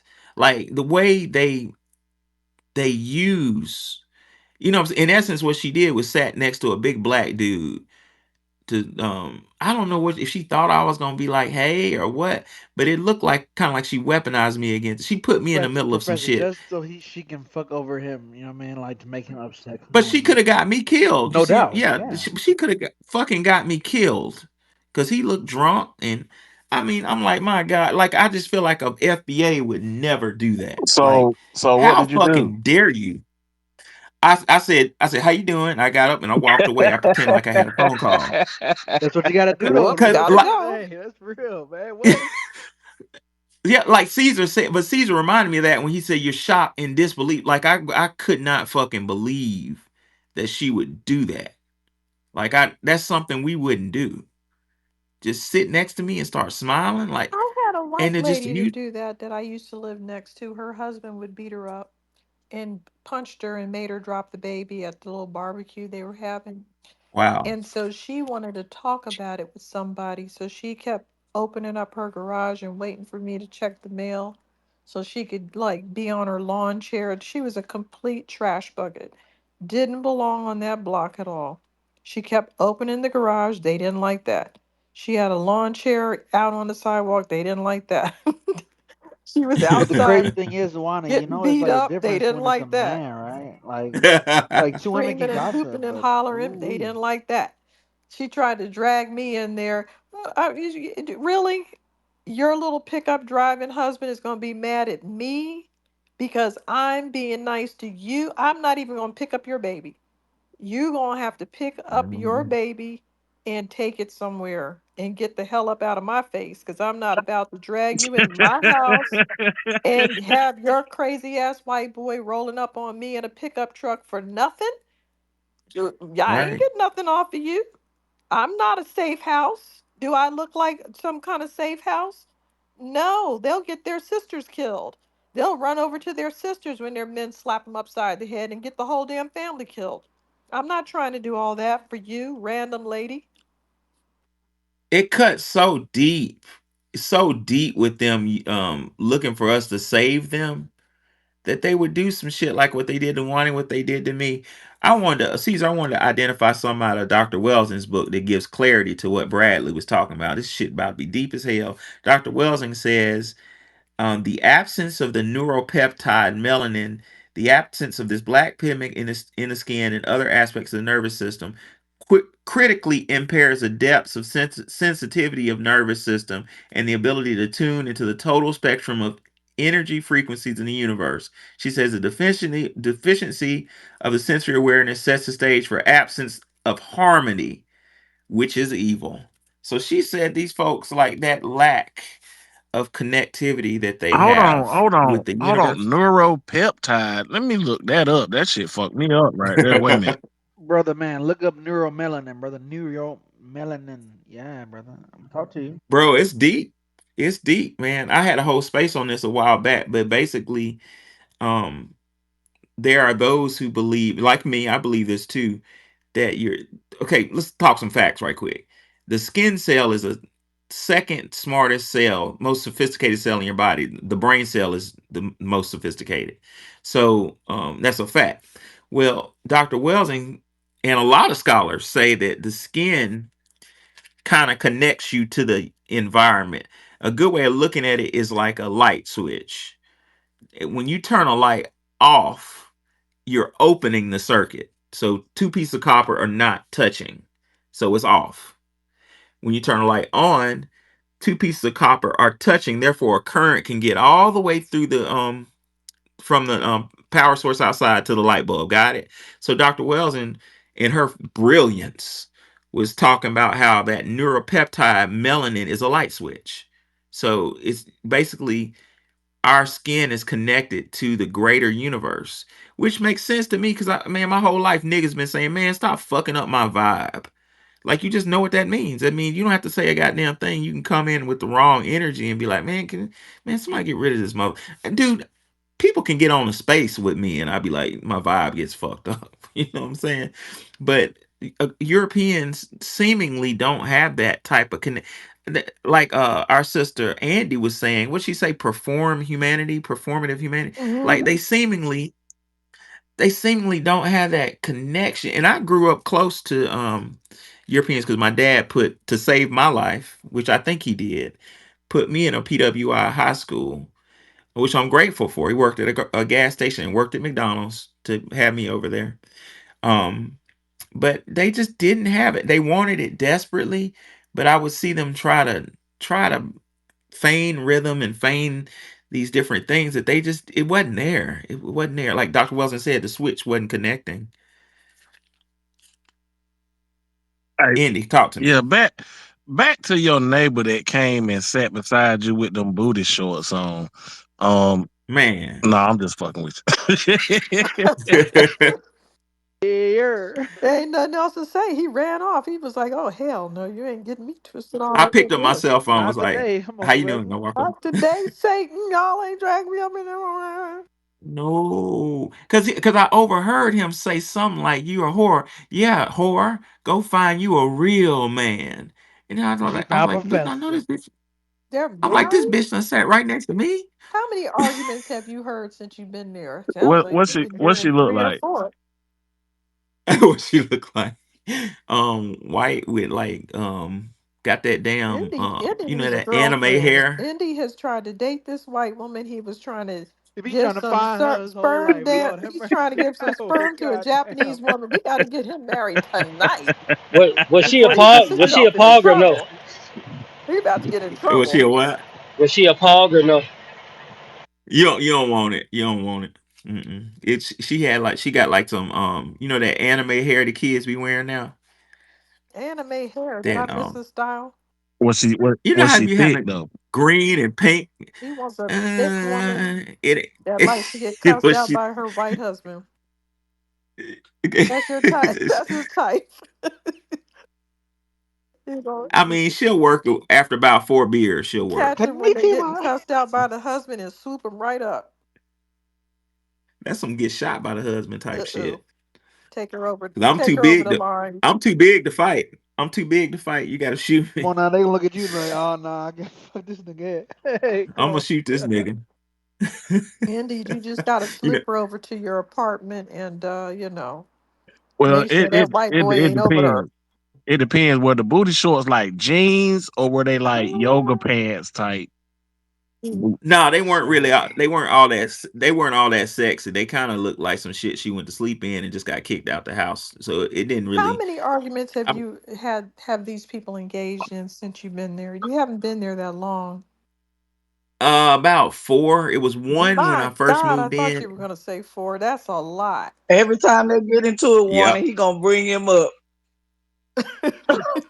Why don't you go find? Why don't you go Why don't you go That find? find smart him nigga over since you there. was sitting next to That him? You professor liked knows. him so much. She ain't never called the police on his Oh, ass he though, smarter has than Don't me, huh? worry, I'll do all the arguing No, for him. I heard her threaten to call the police today, but she didn't. That's okay. He can hire me to do all the sound effects. Since you like him so much. Well, what concerned me is meth was mentioned. Oh hell Not no! not that rock, not that Oh Walter Yeah, White. shit. Lord have mercy. They break him bad. Lord have mercy. meth Who was said mentioned. Good that? God. Who They said that? break See, him that's bad. why they're Walter acting White. Good violent. Lord have Them people mercy. on meth will slap each other so simple it ain't even funny. They'll beat up their own mamas. Which is probably why she isn't all that attractive. She looks like how meth will like take the nutrients out your hair and shit. It takes No, I everything don't out. know. I saw a woman Nah, that was I 30 don't years know. old. Please Nah, we educate don't these know. I smart man, saw professor. a Please I Wait, educate. saw a 30 year Hey, I old went to a woman. white high school. I I know. saw a 30-year-old woman that I swear to God was 80 years old. She had no teeth. She Wow. looked 80 years old. And she was like, well, I'm her mother. And I was like, wait a minute, this girl is 18. How are you her mother? Because I'm 35. No, you're not. You're 95. Them eggs are dried up. Lord have One mercy. is Man, stupid they as is hell, popsicle. yo. Lord. Hey, what do you got to tell? What's the the sales pitch to get somebody to do meth? Like, what do you This tell is them to get them cheap. to do that shit? I asked somebody You say, that look, before. I said, say go to the store and buy all the Sudafed that you can. Bring it Bad. back in a bag. Like, yo, that's why like when you go in the store, they got like the Sudafed and the cough pills. They got them shits locked up now. Like, yeah, I but the was Yeah. like, stuff what the that they fuck? use, but the Come stuff on that they now, I'm just Miss use trying to to get get some to Doctor. cook cold the medicine in meth, this bitch. the stuff You're that they use stuffy. for Give the us our meth, it's meds. not locked up. It's behind the counter. Cause I got to show my ID Hey and man, everything to get the shit, the Advil, colon sinus from behind the counter. That's sad. And I got to show Damn, white ID people and mess sign up my name. everything. And whose fault is that? man. White Man, if y'all don't people. get no Theraflu and start praying, y'all got your mind. Theraflu. For my sinus, it's for my sinus. Man, Get some Sudafed, man, some Mrs. goddamn Sudafed. Hey, that shit's so bad in Mississippi. They keep the pseudoephedrine by the Percocets in Mississippi in the pharmacy. They keep it on the lock and That's key. dumb. Yeah, that shit is locked up in the Walmart by my Man, house. y'all got some swiper no swipers around there. Come on, man. I know, but Talk I to was you. telling you, certain ones that really have that stuff in it, you have to get it from behind the counter because you have to show identification. Advil, colon sinus got something in it that for meth. It's only behind that is only Oh, behind the counter because you have to show ID What is and in it? you're limit two only. What's in yeah, that thing? yeah. I don't Anybody know? know. Yeah, What yeah, you? yo. Well, whatever they put in meth, I know that. Yeah, it's locked up. That's not locked up because you got I think they the have to meth give it is to you. I think meth's selling point is it's cheap. And that's all they Yeah, there care you go. about. Meth Yeah, Man, and they it call that shit methamphetamine. ice around here. They call it Yeah, ice. yeah, methamphetamines man, it and you puts know the Adderall, the Vyvanse, like the I Ritalin. enjoyed the show That's Breaking Bad. amphetamines, It's but it's not the methamphetamine methamphetamine. loved that's it. in it, Somebody Yeah, right? told me, somebody said, you should watch this show it's all Breaking chemistry. Bad. It's all And science. I said, why would I watch some poor white trash, raggedy ass show about somebody in a goddamn motorhome making some goddamn Until you drugs? did it. And then I could not stop watching it. I was watching Better Call Sal. I was like looking for their kid. Why don't your kids continue this show? I was completely Man, jacked up. man, that was during the pandemic, and we were put on virtual, so I got to work at home. And my family member, my sister was telling me for years to watch Breaking Bad. I'm not watching that shit. So the pandemic hit. I taught my one little class all day. We taught. It was so perfect. And then I try. I said, all right, I'm gonna watch this bullshit. I watched it, and night start to turn to day. Like I just did like a marathon watching that shit until the Walter sun White, came up. yo, that shit was hard, bro. Hey. Same thing with Dexter. Somebody said, you should watch this show. It's about a serial killer, but you root for the serial. I said, no, I'm not watching that psychopath. They're trying to make me root for the serial killer. Blah, blah, blah, blah. 8 seasons later. Have y'all ever So, seen this shit called the soft white underbelly? Oh yeah, Nay. on YouTube, uh-uh. yeah, the documentaries about all the Yo, like that shit right crazies. there, Yeah, yo. Oh What's yeah, it man. that shit It's about? is good. crazy. Explain them to them, bro. Yeah. It's like a biographies, interviews on for like white people on Skid Row. That Even shit is like pimps and degenerate as like hell. Oh, yeah, sex no. workers and all that. It's crazy. It's kind of No, I sad don't though. like sex Wow. workers. They're yucky. Yeah, the whole situation is See, You I'm sad. said The doing way it they again. explain it. you say it's on YouTube? Yes, sir. Soft white underbelly. It's talking about the shark. You know, the shark has the blue, dark blue. That's how we have. We have dark melon and brown on top. We have the white on the bottom. The soft white underbelly of a shark. I'm gonna talk to you. It's all good. Oh, Did you wow. hear me Damn. again? I would never watch some trash like that. Oh, what's that channel again? Come on, I'm what? doing it again.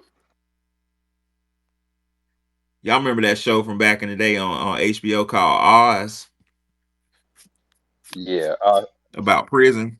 That shit was live. I also remember cops like them busting into trailer parks and finding like them sleeping with their cousins and smoking meth. Well, Yeah.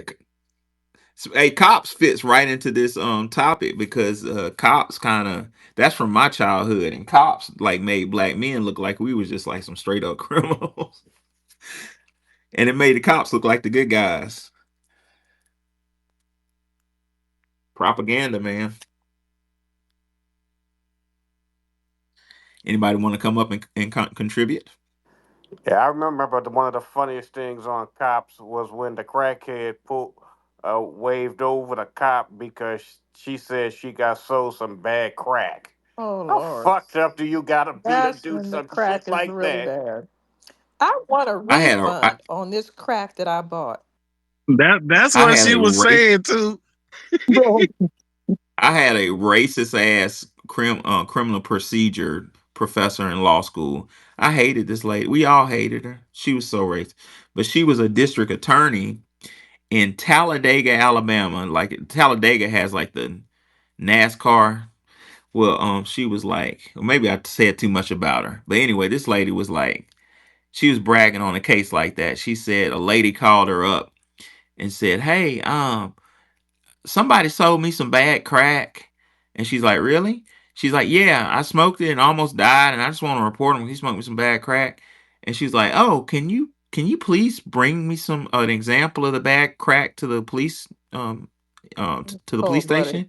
And she's yeah, the lady was like, "Yeah, sure, sure, sure." And she's like, "And bring me the name of who sold it to you as well." So she walked in with the bad crack, and the lady said, "You're under arrest." bro, this is a true story. Yeah. In college, well, I have a master's in social criminal justice with juvenile delinquent emphasis. And I used it for 4 years and then went into coaching for the rest of my life. I'm 60 years old, retired coach.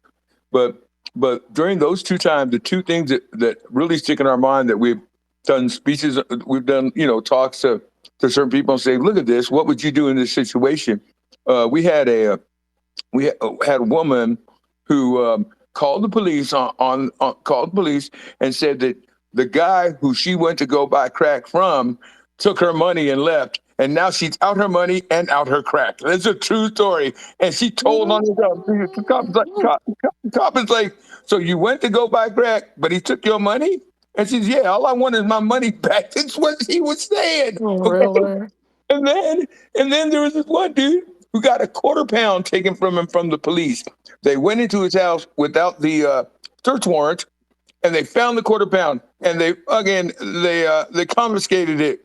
And when they let him off of the court case because they didn't have the search warrant, they said you can go get your weed back at the place where they confiscated it from. And this son of a bitch actually went in there and got the weed and walked out the door with it. All right. And they Oh got arrested. my God. That stupid son of a bitch did that. He went and got his weed and thought, like, okay, I got my weed back. Because it was walked right out the door and they arrested his ass again. That's how stupid motherfuckers are. Wow. That's a true story, man. That's true. Went and got his weed and walked out like he was just going to go home with it. Yeah, people. Yep. So, in conclusion, ladies and gentlemen, social cognitive theory in the if you go back to the jumbotron and you look at, let's look at it right quick. Personal factors. It says the interaction between the person and the environment involves beliefs. So when you interact, you being the person, everybody in here is a P. We're persons. Our interaction with the environment affects our what? Beliefs. And beliefs directly impact behavior. Now, if you sit and let that swirl around your noodle, it's sadder than a motherfucker. Because especially when you think about children, what my question to you is, what types of beliefs do foundational Black American children develop in school? What do they develop about They themselves? developed that if they don't become an athlete, they ain't never going to become anything. At least in my day, that's what it was. No, that's That's what true. it was That still in my flies. day. When you come from poor schools, which I did, I grew up in the projects, and my grandmother and grandfather raised me. Um, but it was like, okay, I have to be a football player or I have to be a basketball player. Not me, I can never do that. I was a big guy. So my thing was, I'm going to be a football player. That's what I'm going to do. That's what's going to get Right. me into college. And all my friends are the same way. But when you grow up in a neighborhood like that, it's like when you go to college. Uh, the um, the president will come in. They'll give a speech, and he'll say, "I want you to look to the left here and look to the right of here." One of you won't Some be of y'all here. ain't gonna make it. Yeah. Yeah, one of you won't be Yep. here the first semester, and the other one won't be here the second semester. So you're thinking in your mind, okay, I know that I got a chance if I can do this, but in reality, you know, your friends along the way, your friends either go to jail or they die or they get caught or shit like that. And so in reality, yes, it's very rare that you do get out of the hood, especially with a sports scholarship, which I was able to do. But when I call my friends or I go back and talk to my friends, I swear to God, 70% of my friends are dead or went to jail. 70% of them. And so So what you let's do? let's look at the white side of town. Coach is Come on, right about Professor. that. Unfortunately, he's right about that. Let's go to the white part of town. I finished high school at a white high school, and this white high school is in Alabama. Alabama's a very sports heavy state, and there were some fucking world class athletes at my high school. And they were all white. One of them, Evan, made it to. He's still in the NFL, I think. Plays with the Eagles.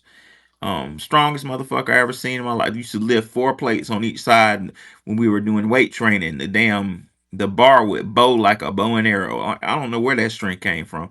But my point in bringing that up is there was another world class athlete on the basketball team with us, white boy, who could have made it to the NBA. This white boy was colder than a motherfucker. But you know what he said? I don't want to be in the NBA. I want to be an attorney. And the society enforced his beliefs to go that route. Now he's a very successful attorney, married with a bunch of kids. So I'm saying, what can we do in our environments to counter this fucking narrative? These and Look up sports the is one of the statistics narratives. on the chances you have of making it in the big times.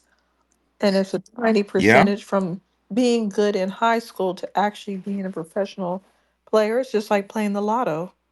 And if you saw the I well, statistics, you wouldn't want to go that route. Wani, that makes sense to me. And one of my good friends, Mayor AC Warden of Memphis, who really took me under his wing when me and my wife moved to Memphis. He was a mayor of Memphis then, AC Warden. AC Warden, I worked at the youth program with him to try to teach that. And we had a symposium where we brought all the black men from Memphis City schools from age 11th to 12th grade and put them in a gym, fed them. And AC got up and said that. She said, he rather, AC said, he said, young men, how many people make it to the NBA every year? New people. Nobody knew. AC put up a projection and he said 200 people new people make it to the NBA every year. And he said that's not 200 people in the United States. That's 200 people all across the world. We got people Yeah, coming from Europe, people coming from yeah. China, and we did the stats on that, and we were like, it was so much smaller than Yeah, 1%. less than Like, 1%. Doc. It's I I less mean, it than did was one a zero percent, zero Doc. zero zero Yeah, I zero did zero zero another point. one. I did another statistic. Mine was if you're good in high school, what are the odds of you being a professional athlete? Because I think when you show promise in high school, people try to push you that way, and it's nothing wrong with getting a Right. scholarship or any of that. But just don't put all your eggs in that basket because you can easily get injured. Even if you're good, you could get injured, and that'll be the end of it. So, Well, my grandmother, and this is a true story. I played for Coach Switzer on the 1985 national championship team at Oklahoma University, and he actually came to scout. He came to see my grandma scouted us, and then he came to recruit me at my grandma and grandpa's house. And we were in a dirt fucking poor neighborhood in the hood, but he came. And my grandmother, the true story, second grade education, she never ever went to the gym to watch me in wrestling or football or track. She never did it, and it's not because I think it's just really because she didn't understand it. And she's an old Italian lady, 5'4", in a muumuu with a belt around her neck, and they wrote a couple books about it with some of my stories about how strict she was. But when Coach Switzer came to recruit me, and this is a true story, I never opened up a book in high school. I didn't do that. My coaches just they passed me. I got C pluses. That's what I got, and I didn't understand, and I think it's a lot of things because I did play football since I was 6 years old, and I think it was the fact that in our neighborhood is that when you shine like that, people want to help you, but they don't want to help you in the way that you need help. My grandmother wanted me to get help in the way I needed help. So he came and he had this spaghetti dinner. My grandma used real. She made real spaghetti sauce. She didn't use the jar shit, and she made the Texas toast on in the oven and put garlic. And that's high class for us at the time. And Coach was like, "Oh, this is one of the best meals I've ever eaten." Now to this day, I know when I'm as old as I am, I know he was lying, but he was trying to make my grandma feel good, what she did. But what he said, my grandma started talking about me going to college. And he said, Miss Z, I promise you, your son will go to college. And she goes, I don't give a fuck about football. My grandpa was a football fan to death. His top of his dentures fell into the plate because he loves Coach Switzer. He was so surprised. Allie Mae, Man, stop it. get that golden retriever. What's her name?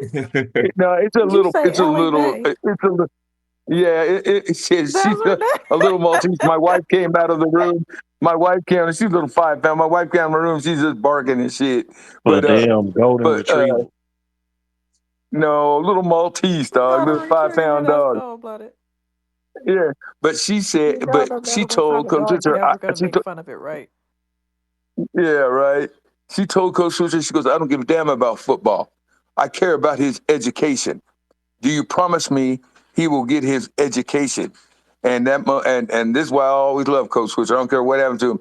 He promised my grandma that shit. And when she died, when I was in college, that motherfucker stood close to his promise. I was able to get my degree. I learned shit in college that I could have never learned in school. And my wife said she's a special ed teacher of 29 years. She told me in my day, because of the shit that I had, they didn't have classes like that for me. I couldn't learn shit in high school like that.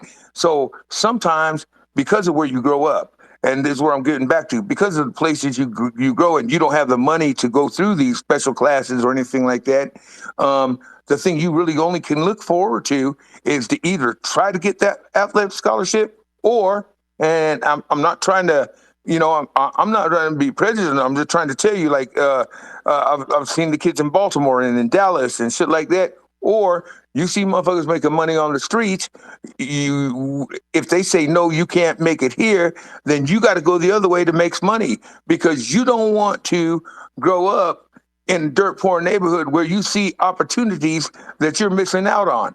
And that's the real issue there. In a white neighborhood, there's a lot of opportunities. There's opportunities fucking everywhere. You have someone knows somebody that'll set you in on somebody. Uh, you graduate from high school, someone sets you in on an internship at a place, and you go in there, and that's a friend of a friend who knows your dad and shit like that. But when you grow up in a black neighborhood, there's only so many options, man. Yeah, good point. Midwest, what are your thoughts? Yeah, I was gonna say, yeah, I agree with some of the things he was saying. I just think that I think that you have to want what you want. Like I've been given things and I've seen other people given things and they really don't want it. You gotta want the opportunity and not take opportunity away from somebody else. But going back to what you're saying, Professor, I read a book by Malcolm Gladwell called Outliers. And I think that a lot of times people don't become the things they become. It's because they don't have the parents and the environment to make them. So, for example, you all kept talking about the football. I don't like using football because I don't know about football. But let's say being a Navy SEAL, right? I've always wanted to be one. Well, if you want to make a Navy SEAL, the parents got to support you doing swim lessons. The parents got to support you going Boy Scouts. The parents have to do certain things so that when you say, hey, mom and dad, I want to get some Jordans to be cool. You want that, or do you want to go do these martial arts lessons? Hey, mom and dad, I want to go to this party tonight. You want to do that, or you want to go to the Boy Scouts tomorrow morning so you can learn this, so you can get to the Naval Academy or OCS or something like that. I think it's gonna be more so the upbringing to make an outlier. Because I think when I look at the football players, and I've been to two NFL drafts in Chicago, those guys, those parents invested heavily in them. They just didn't come off the Oh streets with hell yeah. talent. They just didn't come off the streets with talent. They've been trained like that from the beginning. Okay, so I think you all are conflating people trying to make it based upon not doing summer camps, not doing spring breaks, your dad not having you do all these sprints, even up hills in the snow.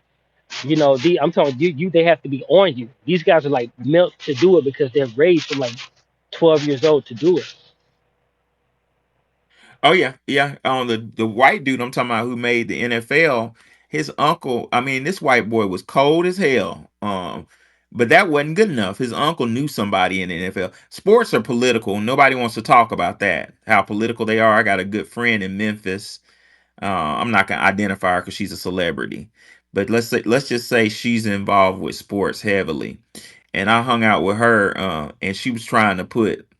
She's a former athlete, and she put she has an Olympic gold medal. As far as I'm gonna say about it. But anyway, she likes putting young black kids on, and she was trying to put one of my students on from the college I taught at. This little boy colder than a motherfucker, running back. And we paid, we both went in our pocket because this little boy ain't got nothing, right? Because we want to see him successful, and took him to one of them camps where they scout. And man, I never seen politics like that in my life. Like it's all about who you know. They're seeing how he act. They watching who he dates. He didn't get selected, and we think he didn't get selected because he got a black girlfriend. You see where I'm going with this? Andy, talk to Yep. us. Yep. And nepotism is the number one Hold, thing hold on, in hold the on. NFL. Andy's up. Andy's up. Yeah, I'm gonna tell you something about the kids. This is a funny story. Like, I'm gonna tell you about the kids I was teaching when I was teaching third grade back in 2001. I used to try to get to their creative side, right? And I'd be like, I want y'all to draw me a picture of your family and your community and your friends where you live and stuff like that. So they used to, these kids, they're so talented and they got so much in their mind. Like you really have to tap into their genius and encourage them because they used to draw these pictures and they would draw shit like they would draw vivid pictures with like guns in them shits. Like, and I'm like, but who is that? They were like, well, that's my dad and that's his friend. And they'll draw like little flags hanging out their pocket and shit. I'd be like, well, what's that? They be like, oh, well, he a blood and he a like these kids be really smart.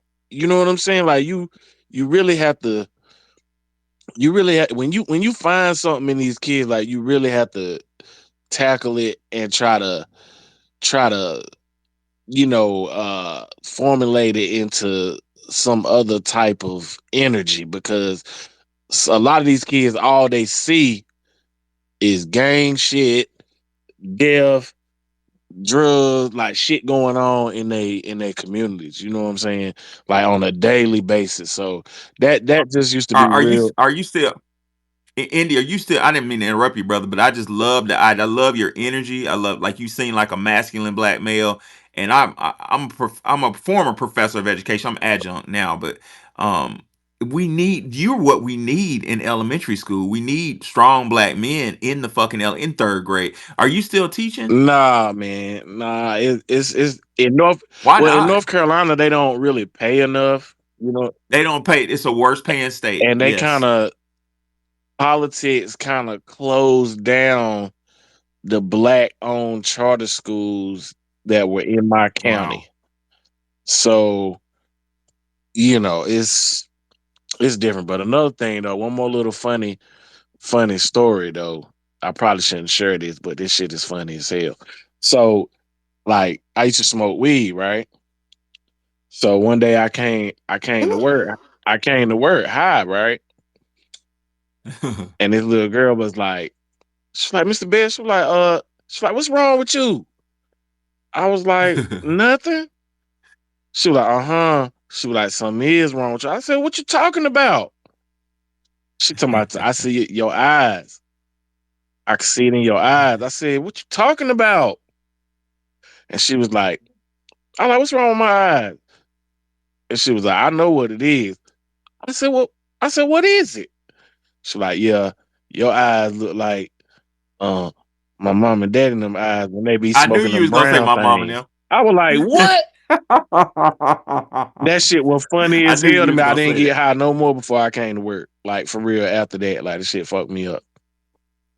Dude, I don't understand how anybody gets high and go around people. Like I don't get it. Like it's no way, no No, way I back in would the be day when I like was younger, smoking weed was like a normal thing. You know what I'm saying?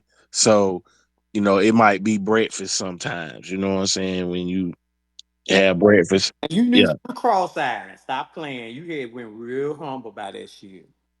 Nah, that shit was funny though, cause she was like, "Yeah, your eyes, I know that, cause when my mom and dad be smoking them brown things, they eyes look just like that." I was Did like, you get to "Damn!" leave the Kids, Like room? What's up, she was ho? so right. That shit was funny as hell, yo. kids say the funniest Hey, stuff. everybody. Uh, hey, what's up? Seventh Ward, Hey, yeah. You were talking about how they funnel all the black kids into the athletics and not stuff like STEM. right? And in my work, I watch a lot of instructional videos on stuff, and a lot of these videos, the very good ones, are actually made by Indians. On And YouTube, yes, what I sir. don't see a lot of, I don't see any. I don't see any of these instructional videos made by FBAs. And so what I was thinking, unfortunately, I don't have time to make the videos. But if you had someone who looked like us What and type talked of like us videos? and can explain this Yeah, what are technical you trying to stuff, explain though, my friend? I What Yeah. think type that of would help videos? people. Which videos? Videos on physics and math. Now I know what you're talking Yeah, about. like Yeah, math, Oh, like I differential can help you with equations, that stuff like that. because I do a lot of. I got rid of that dude. I don't know why he keeps outbursting. He got like. Well, anyway, yeah, I know what you're talking about. Yeah. Uh, brother. Um, yeah, and we're froze out. You're kind of hitting the nerve with me. In 2001, I wrote a grant to teach computer science. I learned. I used to serve as an aerospace education officer, and I was a drone pilot as well. But the total force community taught me how to certified me to be a computer programmer. If y'all remember my old picture, I was pointing at Python. I taught Python. And anyway, I got put on a grant with Memphis Shelby County Schools to teach computer science principles alpha with the school system at a real low SES, dangerous, quote unquote, air quotes, dangerous school. But I showed up, and this the game with that whole STEM thing. Like you said, they don't want black kids in STEM. That's a big fucking no no. But they don't want to look racist, so they'll make the opportunity available with conditions. So they let me have that job. I'm teaching computer science, and I get my students together, and I don't have. I look and I don't have computers. So I said, how am I supposed to teach this and I don't got computers? And you need soldering irons and we call them Raspberry Pis or Arduinos. They're like stuff like computer boards that you can make stuff out of. That's the best way I know how to explain it in layman's terms. None of that.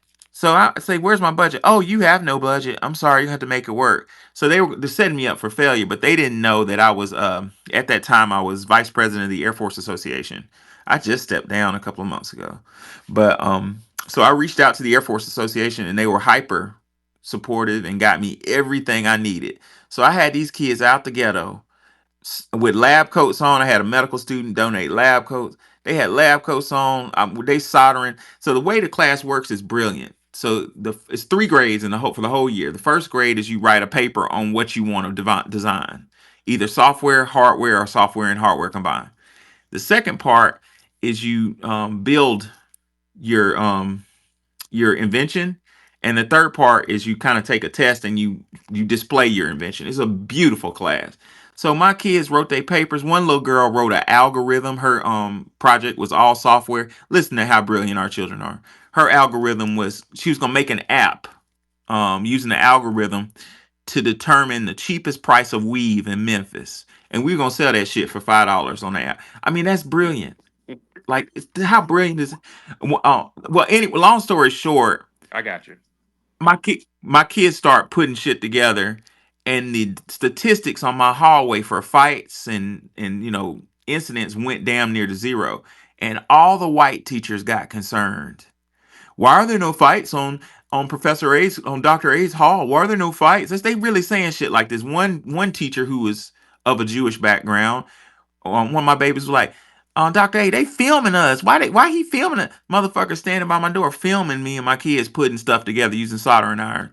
I reported him. I got this shit documented. Well, long story short, a month later I came to work And early in the morning, my students walk to me like, "Why'd you kick me out your class? Why'd you kick me out? What you mean?" And I log on, and my class don't exist. They canceled my class from Nashville, just canceled it without explanation, and put all my kids in PE. So we were too successful, and I was too successful. One of my kids actually goes to one of them kids out the heart of the ghetto goes to Dartmouth. I sent him to the Ivy League. That's some But bullshit. You should anyway, have sued their ass. And what you sued see is who? you give us a little, we do a lot. The educational board Yep, or somebody, bro. Because like like you said, soldering, bro. That's connecting the electrical, bro. That's crazy. We didn't go. yep. That's crazy, man. Damn. They were. I mean, they were building outrageous shit. Now, one of my students, she's at NYU. I'm talking about that warms my heart. These kids out the fucking heart of the ghetto. That little boy I sent to Dartmouth College. That's Dartmouth is Ivy League. He didn't have food to eat, man. That little boy up there at Dartmouth. But that makes me But feel professor, special. one more thing But though, it's like it don't matter where you go come ahead. from, bro. Because if I had a professor like you growing up, man, or somebody that looked like me, and like white, you know what I'm saying, Yep. man, that shit would have changed people's hearts, bro. Real talk. It makes you give more effort. Yep. Like, okay, I can relate to this person. Man, you know, man, you probably understand. Yeah. And especially if you honor, if y'all get around kids, be honest with them. Say, man, I used to be involved in shit too. I'm real easy on gang members. You don't know. I tell them kids all the time. You don't know what the fuck I done. You don't know what I've been. You just let them know you normal people. It means a lot to them. But they canceled it. Why I say sue who is I think that teacher that was filming me knew somebody in Nashville and got it canceled. I never got an explanation why it got canceled, but it didn't get canceled on the school level. It got canceled on the state level. Yep. The reason why I brought that up is it's just to show that it's just that important that black kids don't work on. You know what I'm saying? That's like a top priority to keep black kids away from computer science. That they would cancel my shit on a state level. I'm in Memphis. The state's Nashville. It's all the way on the other side. 10 hour, like I mean not 10 hours, but a long way for 4 hours away, 3 hours away. Anyway, I think Love I Am. Am I next? I don't think. Yeah, Coach had been on Hey, stage. I'm gonna get going with new hey, speakers. you all. Thank you guys Hey, for having these very high-minded, inspired spaces. And all of these titles have been very relevant to me. So I was talking to somebody today, um, because I do think that self-esteem is an issue in our community, and I'm not sure why.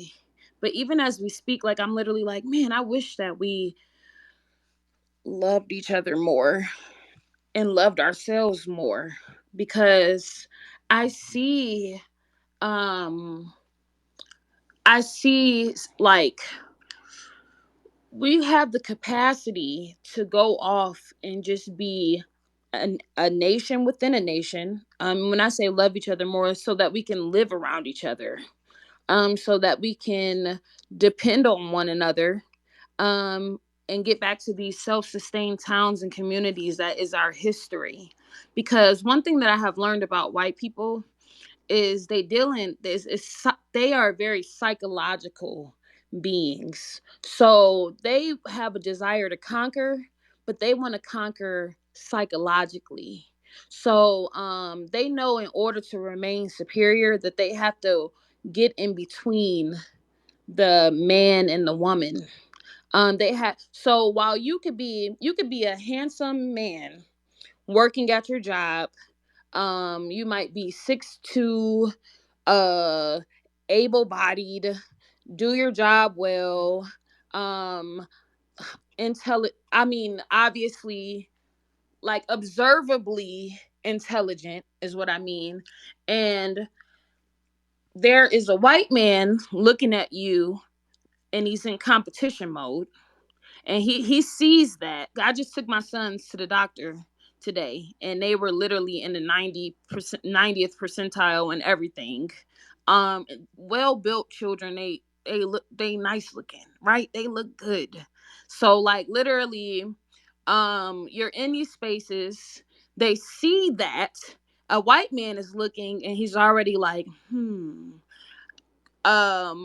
how can I keep this person from showing up how I see him? And then there's always a white woman that's looking as well, that's thinking about procreation with you. So you have it on both sides. And then the same is true for the black woman. So you have the black woman who's in these spaces, and within the system of white supremacy, they're always trying to figure out how to convince this black woman to leverage how to convince this black woman to have her own capacity leveraged against her community. So she'll start getting promotions and things like that. But it'll be to get them to work against it'll be to get us to work against our community. They're always trying to psychologically wedge themselves. So they see you, and they're thinking how to disassociate you from your counterpart. And they see me, and they're trying to disassociate me from my counterpart, because they don't want us to come together, procreate, because we know that and I say Black American man, woman, child is the highest manifestation of Yah in the earth. So they're always trying to wedge themselves. They need us. See, one thing that was never okay that we thought was okay was that we could disassociate ourselves from our counterpart, because they are always associating you with your counterpart. They always know that we belong together. But what they want to do is just wedge themselves in between. So they're really never looking at the black man as an individual. They're always associating you with the black woman. They're just trying to they're Interesting. just trying to devise some dissension there. So when they address you as an individual, just know they're not really addressing you as an individual. They're literally addressing you as a unit, but they're doing it in a divisiveness where it requires them to only acknowledge one at a time. But they are always associating you with your counterpart. And for us, they deal so shrewdly with us that they have convinced us to disassociate ourselves with their counterpart with our counterpart while they're associating you with your counterpart. So while we have been deceived into thinking that you could hate a black man or hate a black woman, and you're not realizing that they're always associating you with your counterpart. They're just trying to figure out how to get in between that shit. So, with that being said, I just wish that we loved ourselves more so that we can love one another more. Where you look at yourself in the mirror and you say, I am the standard for myself. Well, love, I Yes. am. I Go hate to ahead. interrupt you, but tell us. I love it. Tell me more about that. How are they associating us? Give us I'll give you an examples. example. These ads where they always have the white family, but then they'll have the black mom by herself and the children. That's because they don't want our image. Having that black man and that black woman and that black child all together, that gives glory to the Most High God. Okay? Seeing us all together. So we on a 3D level, a lower vibrational level, we're just looking like, oh, single black mom with the kid, like, and we you think they're putting it like that because there's a increased prevalence of that. No, they literally do not want the image of the black family, because that image gives glory to a higher power that they don't want to acknowledge. So someone deliberately, after creating the ad with the white woman, the white man, and the white child, the Asian woman, the Asian man, and the Asian child, somebody deliberately said they just gonna put this black woman there, not put the black man, which means they thought about it, and then put the children. Do you see what I'm saying? They're always associating you with your counterpart, but they've cleverly devised a way to get in between. And I have dealt with white people. See, I grew up around white people and I know them very well. And one thing I have always felt, this energy, this they're very meticulous, they're calculated, they want to gauge your consciousness on things. They want to see if you love yourself. To be honest, that's why they say certain things to you. They want to see if you love yourself more than you are seeking their validation. Yep. That's another thing. Scientific. But Yep, she's yeah, right. and I And can I wonder, I have literally felt where white women, I remember when I was a freshman in college, I had three white roommates. Oh no, I'm sorry, four white roommates. I was the only black girl in the dorm. I got a, just long story short, so it was a two and a three bedroom. I got the two. I was assigned to the two, and there was a girl, Stephanie and Jessica. They were assigned to the three with a girl named Kelly. So Stephanie and my roommate Megan, they were friends from high school. So they asked me to switch with them. I was real passive back then. So I'm like, well, I would want to room with my best friend if I just got to college. They grew up together. So I'm like, yeah, Stephanie, you can have my room. They roomed together. um my one roommate was a twin. She never slept at our dorm ever. Once I got moved to that third room, she didn't want to room with a black girl. Okay, I never slept in her. She never slept in that room. I forgot I had a roommate, so I ended up having a two-bedroom. But I remember one day Stephanie had a friend coming to town, a black guy friend, Ian, and he dates white girls. So she was letting me know he was coming to town, and then she said, I heard that black women don't like, mind you, I'm a freshman in college, like I'm literally 18. She like, I heard that black girls don't like when white women date black guys. And I remember I was like, I didn't even know how to address that comment. I was like, why? Like, why would you say that? Like, what is making you say that? Or whatever. But like, fast forward to today, she was just gauging to see, because I'm attractive and I look better than all of them and that were in my dorm at the time. With that being said, she was just gauging to see if I was attracted to black guys because Ian is coming. You get what I'm saying? And her white guys like yes. me. My point though is they are always, those comments are divisive. They do it all the time. And it's some of us who don't have the self-love, we don't love ourselves, so we don't even catch it. Or we might catch it, but we care more about their validation than we do about preserving self. So there's a lot of that going on, but it's all psychological. They don't have the power to overtake us physically. They don't have that power to overtake us genetically. They literally just need the divide and conquer, that psychological dominance. They need us to be psychological codependents. And I'm not built like that. And I love what I'm seeing in this movement.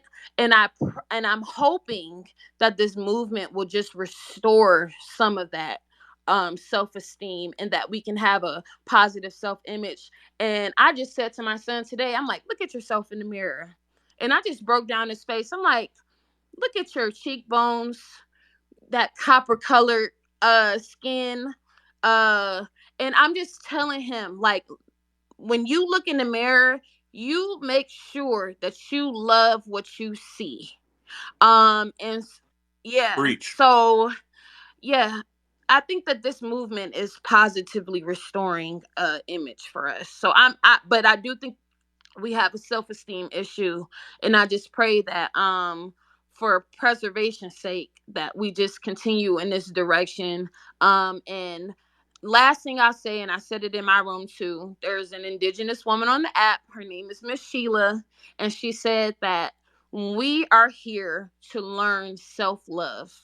Other groups have other lessons, because a lot of these groups are selfish. A lot of these other lineages and racial groups, they selfish as hell. They don't have no problem putting themselves first. But for our groups specifically, we were put here so that we can learn love of self and how to have standards, expectations, and boundaries when we deal with other people. We've always loved others more than ourselves, and we need to have love for self. Right. Thank you for allowing me to speak though. And this thank you, Professor and Wani, for what you guys are doing. I love these spaces. They are excellent.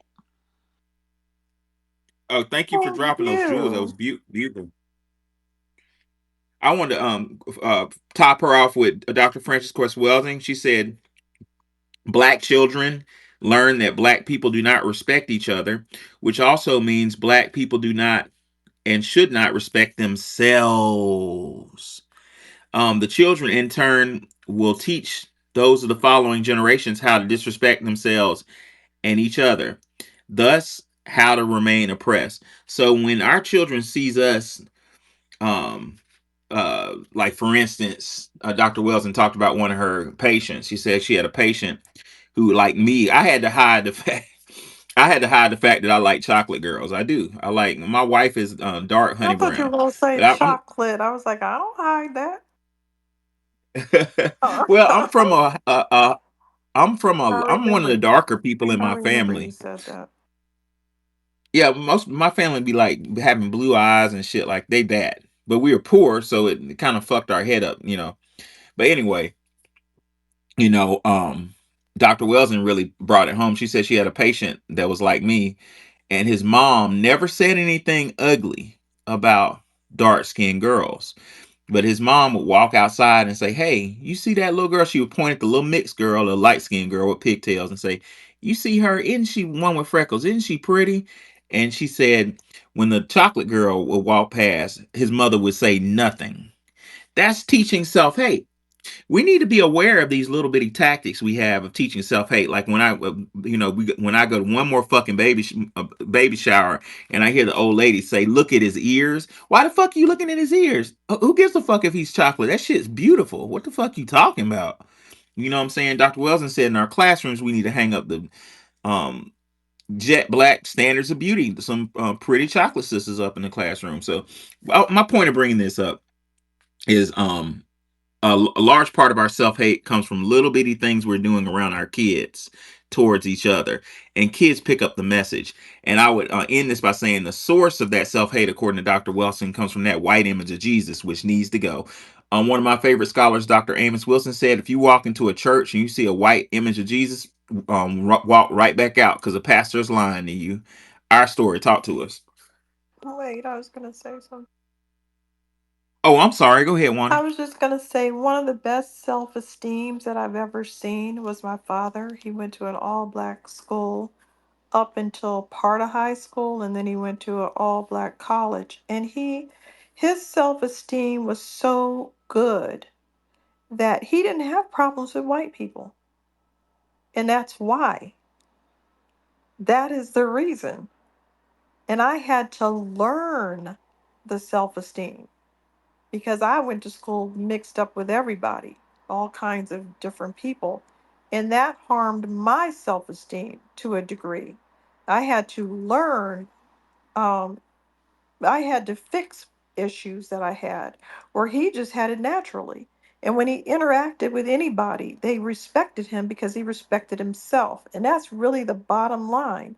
It doesn't even matter. The race part goes out the window. This works on everybody. This works between people of your own background and others. If you respect yourself, and he would, joke around and kiss himself in the mirror and all that. But that was a joke. But he meant it still. He really did think he was cute.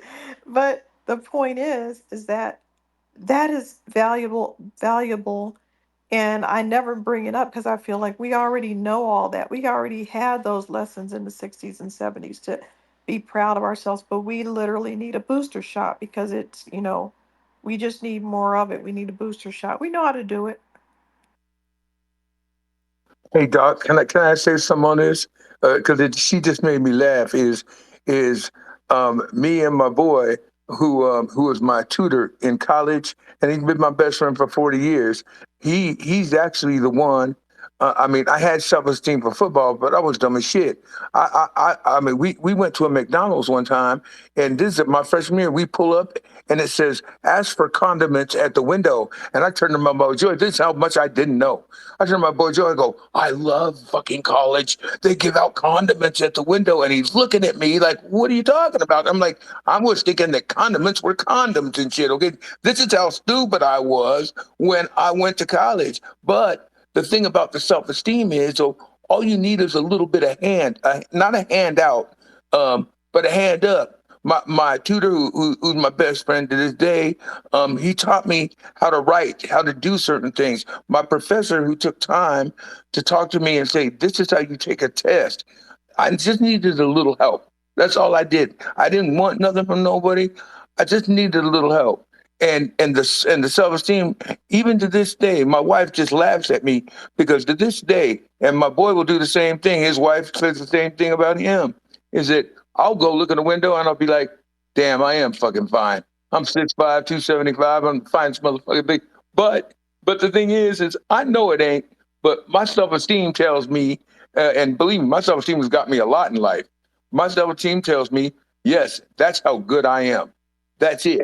And you don't have it though when you're young and you come from a certain place that you Shit. don't know about. You know, it's like a puppy. It's like if you don't know shit and you're not educated and you get a puppy and all of a sudden you're trying to teach a puppy something that he don't know shit, then the only thing that that puppy's ever going to know is the shit that you know. And But that's how it is that's what growing up in Florida. Shahrazad Ali said. Dr. Shahrazad Ali said. She said that the Elijah Muhammad taught her that a human being has to be taught everything. And one problem we do have in our culture, foundational Black American culture, is I've noticed a lot of us kind of treat our children like, man, you should know that. No, you teach them. You gotta teach them. Shahrazad says there's no magic in it. You got to teach them everything. Y'all are kind of reminding me of something that I've kind of realized in my professional career. Wani brought it up with her dad having very high self esteem coming from the historically Black college he went to. Um, I think of the inverse. I was thinking of the inverse of that. What do you mean? What I mean is, I bumped into several white professors, both colleagues and one of which was my professor, who bragged on this. They said, as a professor, one of my greatest functions is to give these students the opportunity to fail. They really believe that. They believe that as a professor at a college or university, they need to present every child with an opportunity to receive an F. They really believe that nonsense. Now, that applies to European, to Caucasian children, I think, because yeah, I've never been Caucasian, but I think it applies. I think their logic is, white kids go through high school getting A's, they pass them along, We don't get that type of treatment. So I think what my colleagues were saying, several of them were saying was these kids been passed along through high school. I need to show them that everybody doesn't love you. I think that's what they mean. I don't really know what they mean, but what I do know is that shit does not apply to foundational Black American children. Our children do not need to go to college and meet a professor who's in their fucking crazy ass lunatic mind thinking I need to give this child an opportunity to fail when the world has given them failed them on every goddamn thing. Well, what I'm saying is, it may be a good idea before you send your child off to college to kind of vet the college and see. I send my daughter to a historically Black college, but a lot of our historically Black colleges are kind of turning uh, going the wrong direction. But just in brief, before I get off into a long diatribe, environments are important. I would argue that high school is important, but I would say college is more important than high school. College, that because that whole that late adolescence is where you kind of find yourself. So this college is critical. Our story, talk to us.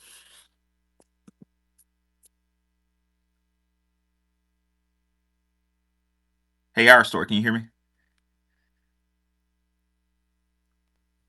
Uh-oh, my phone acting up. Can y'all hear me? Yes. I Okay, can hear you, brother. Sorry, I can my hear you. son is I thought asleep I since broke we up. took so long.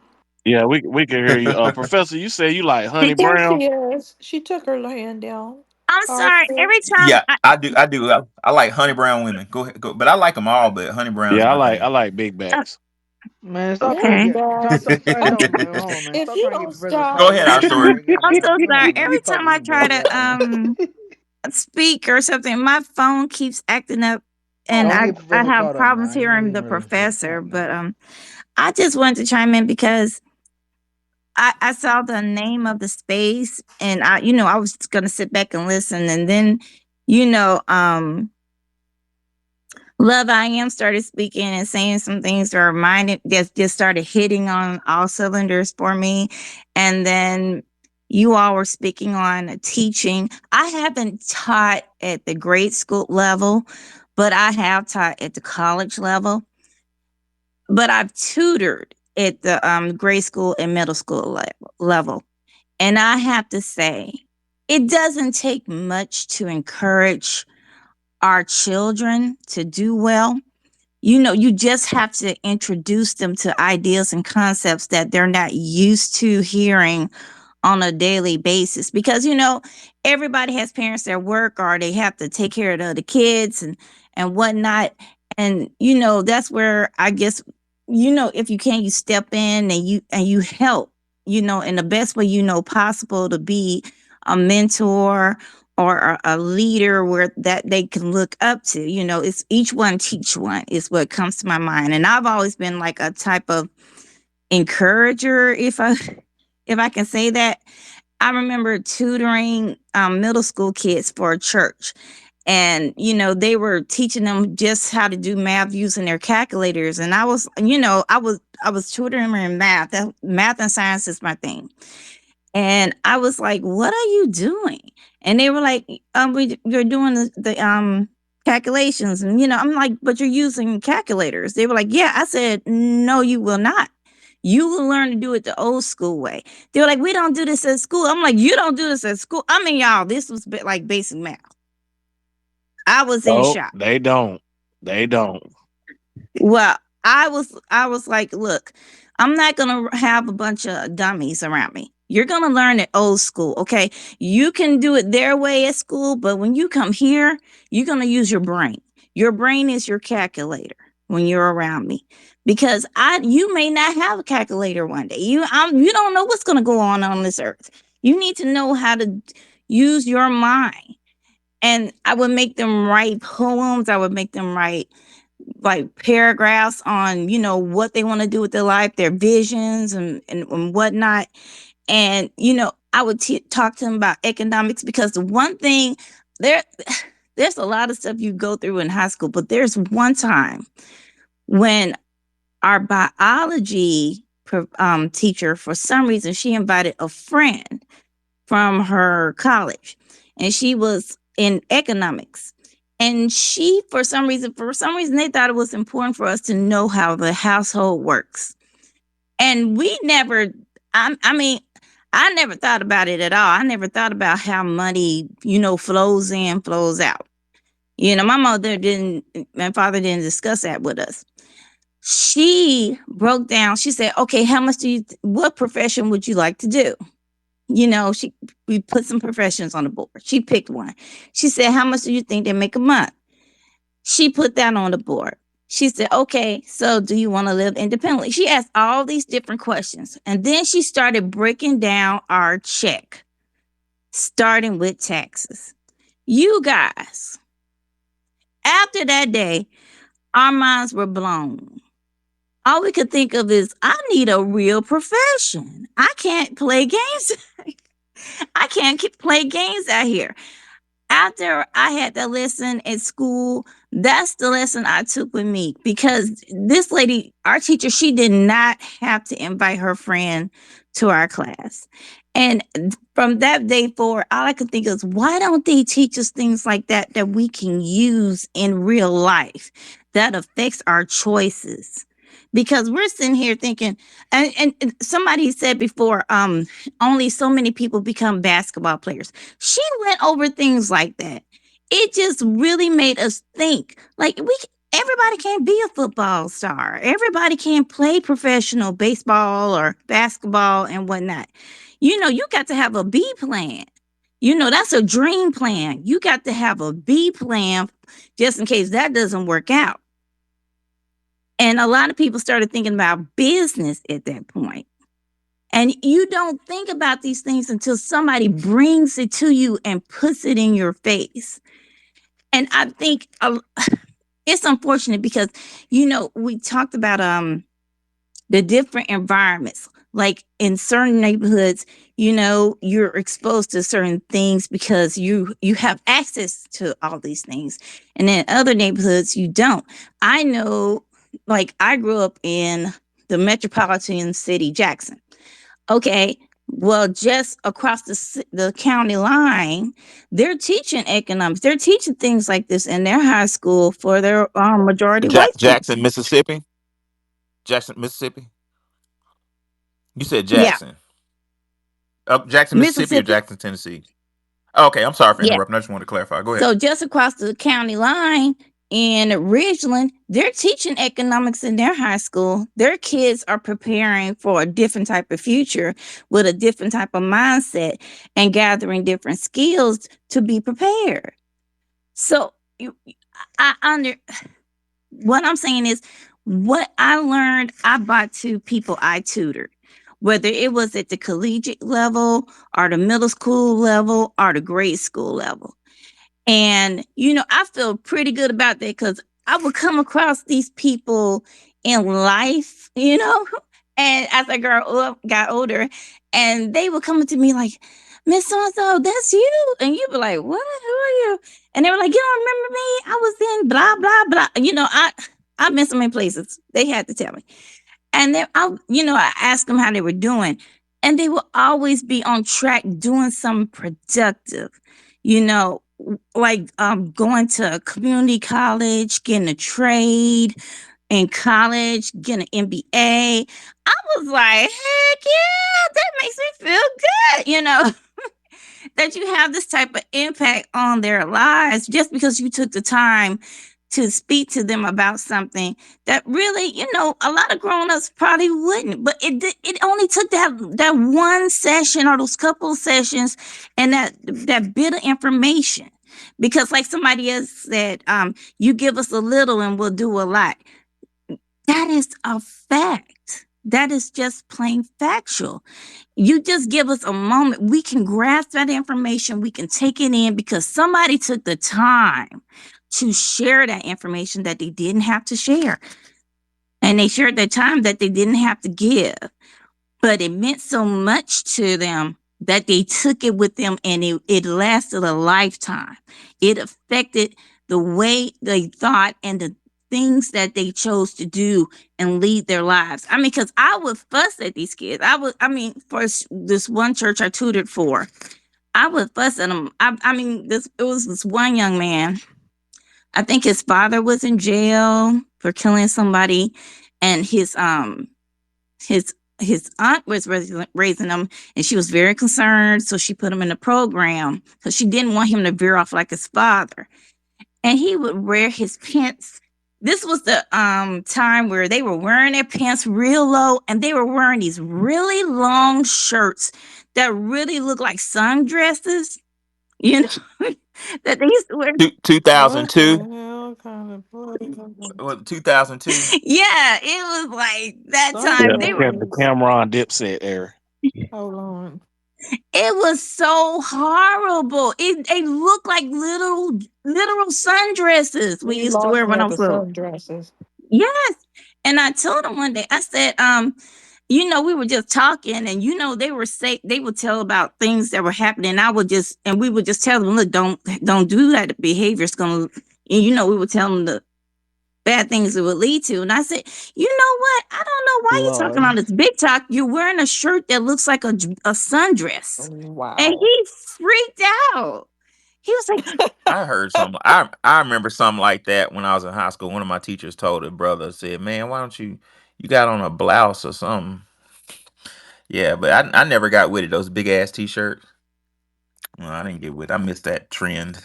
well, let me tell you Somebody this. show it to me. I need to see this now. Oh, but let me tell you, I'll end. But after that, they stopped wearing those. Blouses.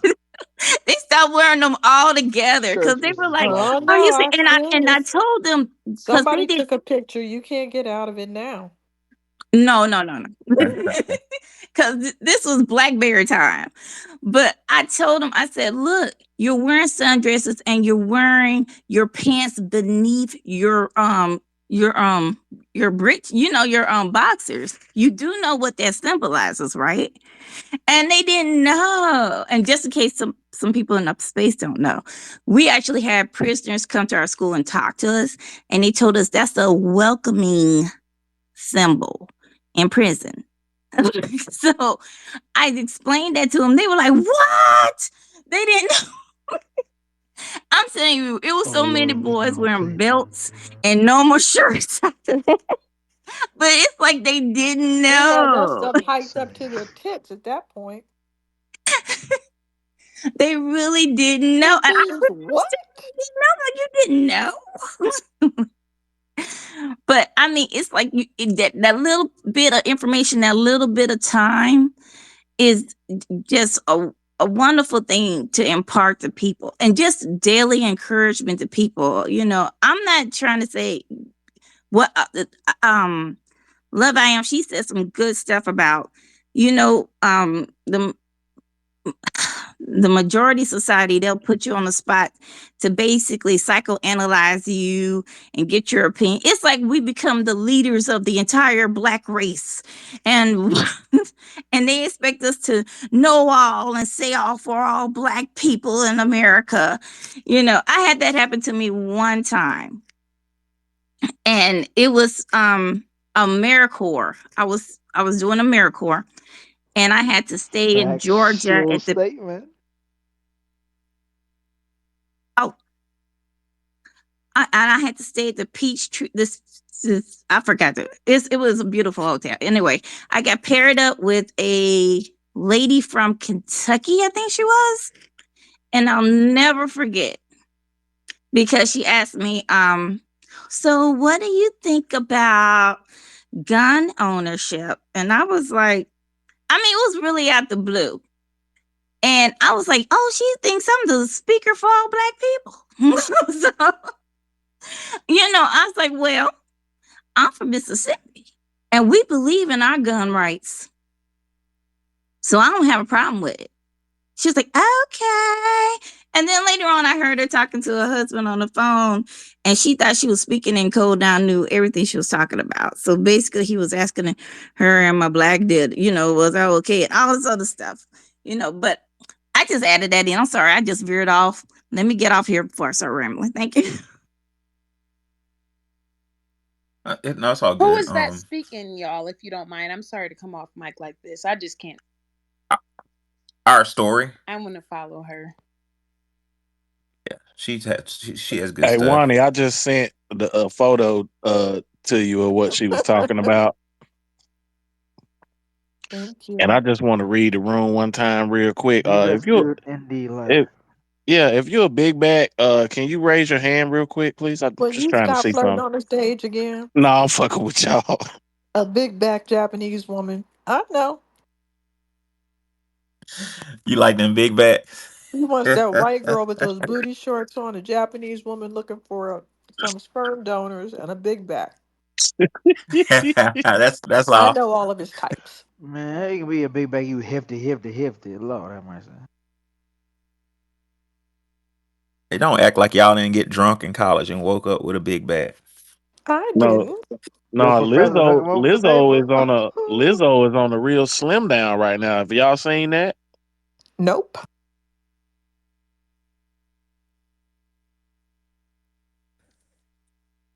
Yeah, I went to a bar one time in college, and I got I got Uh-uh. molested by a white lady. She took They me to her will car, woke molest up in you. her car, like, A little bit more to why go, am boy. I? They They like are good for 2 years, that. boy. They be messing up them I boys was, over there in the UK. Oh my God, they literally rape them. They literally had I, a comedy where they drug them from the bar up into their They be apartment and on the molested prowl, the hell out Professor. of them. hey, Wanda telling the truth, man. I don't know how that shit They happened. I'm at the, had it on this. It's on a show called Absolutely Fabulous. They just molest. Those UK guys, they molest, they use them as sex toys. They don't care. And the white men are sitting there going, "You dirty whores." The white men are sitting up there mad as hell and they don't care. Mm-mm. It happened to me. Hey, me too. That's hilarious. Those things did not happen to me. Thank you very much. White women never hit on me and molest me. Good to know. Hey, one got me, man. One got me.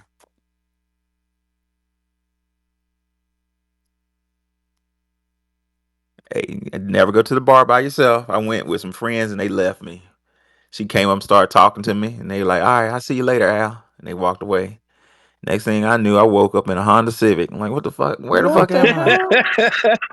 I must have slipped Man, you it's a all right, Mickey. man. We ain't gonna judge you, bro. Come on, Professor. Hey, we ain't gonna make fun of you, man. Hey, But you still got them digits, right? Slip them over to Indy. Mm-mm. Just make sure some baby oil it involved. happens to the best of Oh us, boy. bro. uh, Yo, pro. It's okay. a crate of baby oil. Yeah, you need a crate. I never really cared for What they're baby about oil. to do, you got to get greased up. Yeah, all that stuff going on. I said I'm not canceling baby oil. I don't give a damn. They just want to slip and slide around around the mansions and stuff. I had a slip and slide back in 1991. Not that kind. Slipped up, slurped out. Know what I'm talking about? You can't really get the full effect of baby oil till you get on the air mattress and take the sheet off, and it's just the Strictly air for the get it mattress. popping in the parking And lot. Hey, that's what he said. Is this the real baby oil where it smells fragrant like a baby or another kind? from what I'm learning from some women, they say you need scentless baby oil. What? Yeah, you can't be having fragrances all over the place. Mm-mm. Do you want to smell like a greasy baby? Yes. Okay. I'm just joking. I've never needed baby oil with none of my women. Wait a Thank minute, you. who was that said yes? I'm trying to see something. No, if you don't stop, I gotta protect all the women now. Y'all This is silly. new.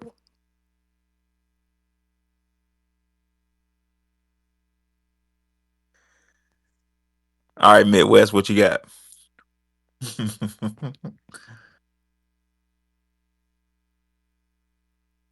Hey, Midwest, you're up.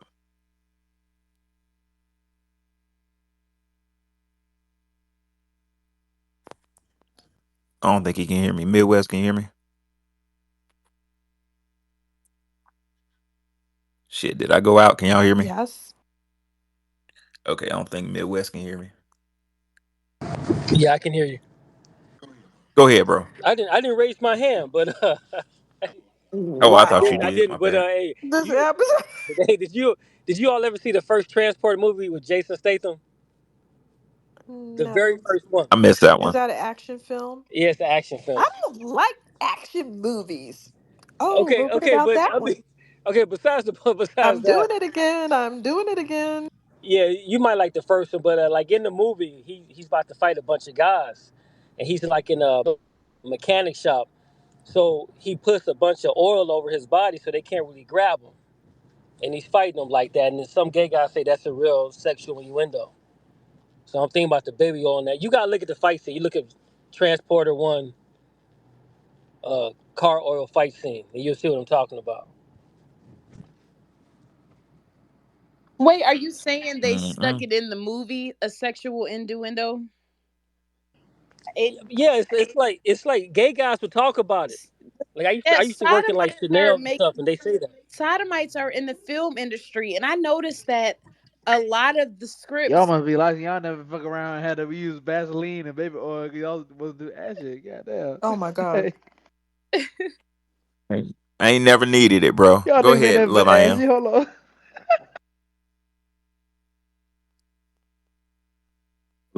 No What were you saying? comment. I was interested. Professor, What were you saying, baby Love oil Iron? is for babies. You saying it like you never needed it for your And women. not in the I con, never bought baby not oil. not not in the context they talking I Women about. know, but usually like to But I elbows and knees and your haven't heels. elbows. I never needed it for that either. for babies. Well, Babies don't have elbows. Even during sandal season, you babies don't don't put have nothing on your elbows. heels. No. Uh-uh. Wait, why wouldn't Puffy have KY jelly? Why? Because he has enough money to get it.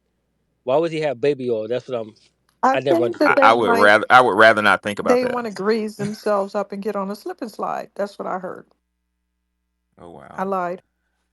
Nah, I heard something nah, today. having baby I watched oil something on today. deck is it come it's handy now. Like if you want to see something, I'm telling you Mm-hmm. now. Yeah, I bet. Hey, you slip and slide ass. Hey. You.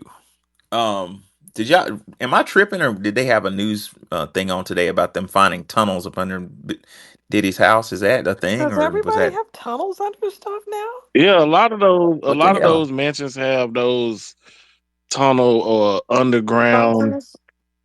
bunkers, whatever you want to call them. But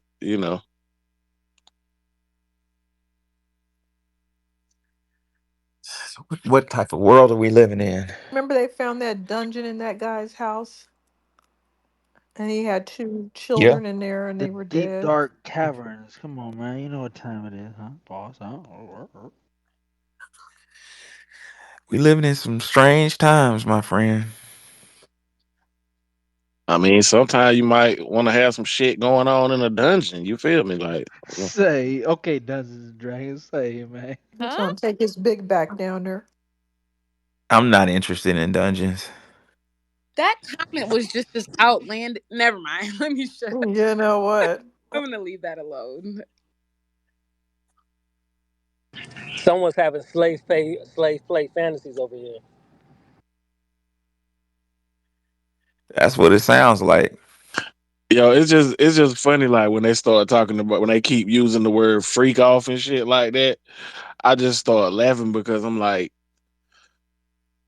you have to think back to have I ever been at a freak off or You would done know if you anything? were. No, I won't You at don't his house, you but don't remember? uh, yeah, I That's the do. kind of thing that doesn't usually slip one's mind. Yeah, I Wait, definitely is it called remember. a freak off or what's the name of it again? I, they calling them freak offs. I don't know, but Well, they're saying really, some from other a strange stuff was going on at freak offs. I saw some video where this girl, I guess she's one of the victims, and she was talking about. She was saying it wasn't just him. She was just saying like some of the celebrities that she was naming in the little piece I saw her talking about it was like I don't say what kind of shocking to her, but she was just talking about some bestiality shit be going on and whoa, all kind of shit be going on. So They it fucking could was be just weirdos. donkeys or weird. I don't even know camels. if I believe it, but Cats, dogs, donkeys, camels. I was telling Wani earlier. My mom, my I guess I don't even know if I want to call him a step. My mom's ex husband, not my daddy, but my mom got married again to this dude. Who he was actually pretty cool, but he did a little time. He did some fed time for slanging some rocks. And when he got out of prison, the only job he was real smart too. The only job he could get that was that paid well was uh like a job at the I think it was a Sheridan. It's that big hotel downtown Atlanta, the big one downtown, either Sheridan or whatever that's called. long story short, you And he woke up and he was Melvin in the kitchen cooking eggs, and one morning you woke up and no, no. Well, anyway, he worked his way up to be like the captain of catering or something. And this is in the 80s and 90s. And he was telling me the story of Magic Johnson, Uh allegedly. oh. So, so allegedly, um, my stepdaddy said that he would work catering for the Atlanta Hawks. and he said, they would always play, Los Angeles Lakers. And he said he would be the exclusive. He would make sure he was exclusively the one over, because he used to play ball and stuff. He was obsessed with it. And he said the first year, Magic Johnson, his boys would be up on they rent out a whole floor. And he said the girls would just be lined up like fine ass girls first year. He said the second year, the girl started looking kind of strange. She was like, "What the fuck wrong with her? Why she so tall?" He's like the third year, like the girls start like morphing into men. He's like like year 10, it was just straight drag queens up there. So moral of the story is, that type of power warps some people's minds. They get bored of. I don't understand how they get bored of women. Women never cease to be interesting to me. But hey, Someone told me to they each his like the own. combo plate. Ugh. Disgusting. I ain't trying to get something I already That's got. gross. If I got it, I'm not interested Wani, I in it. don't like how you called it a combo plate. That's disgusting. That's what the person told me.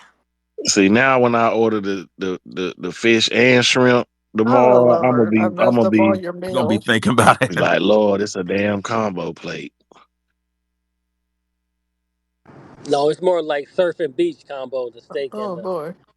fish. Surf and turf. Exactly, surf and turf. That's what it's like, man. Hell no. All right, ladies and gentlemen, I enjoyed y'all. We will continue this tomorrow. Do I have any final thoughts? Yes, Going all once. big backs, please follow me at Indie Left Biz, please. Thank you very much. I'm not judging you, to each his own.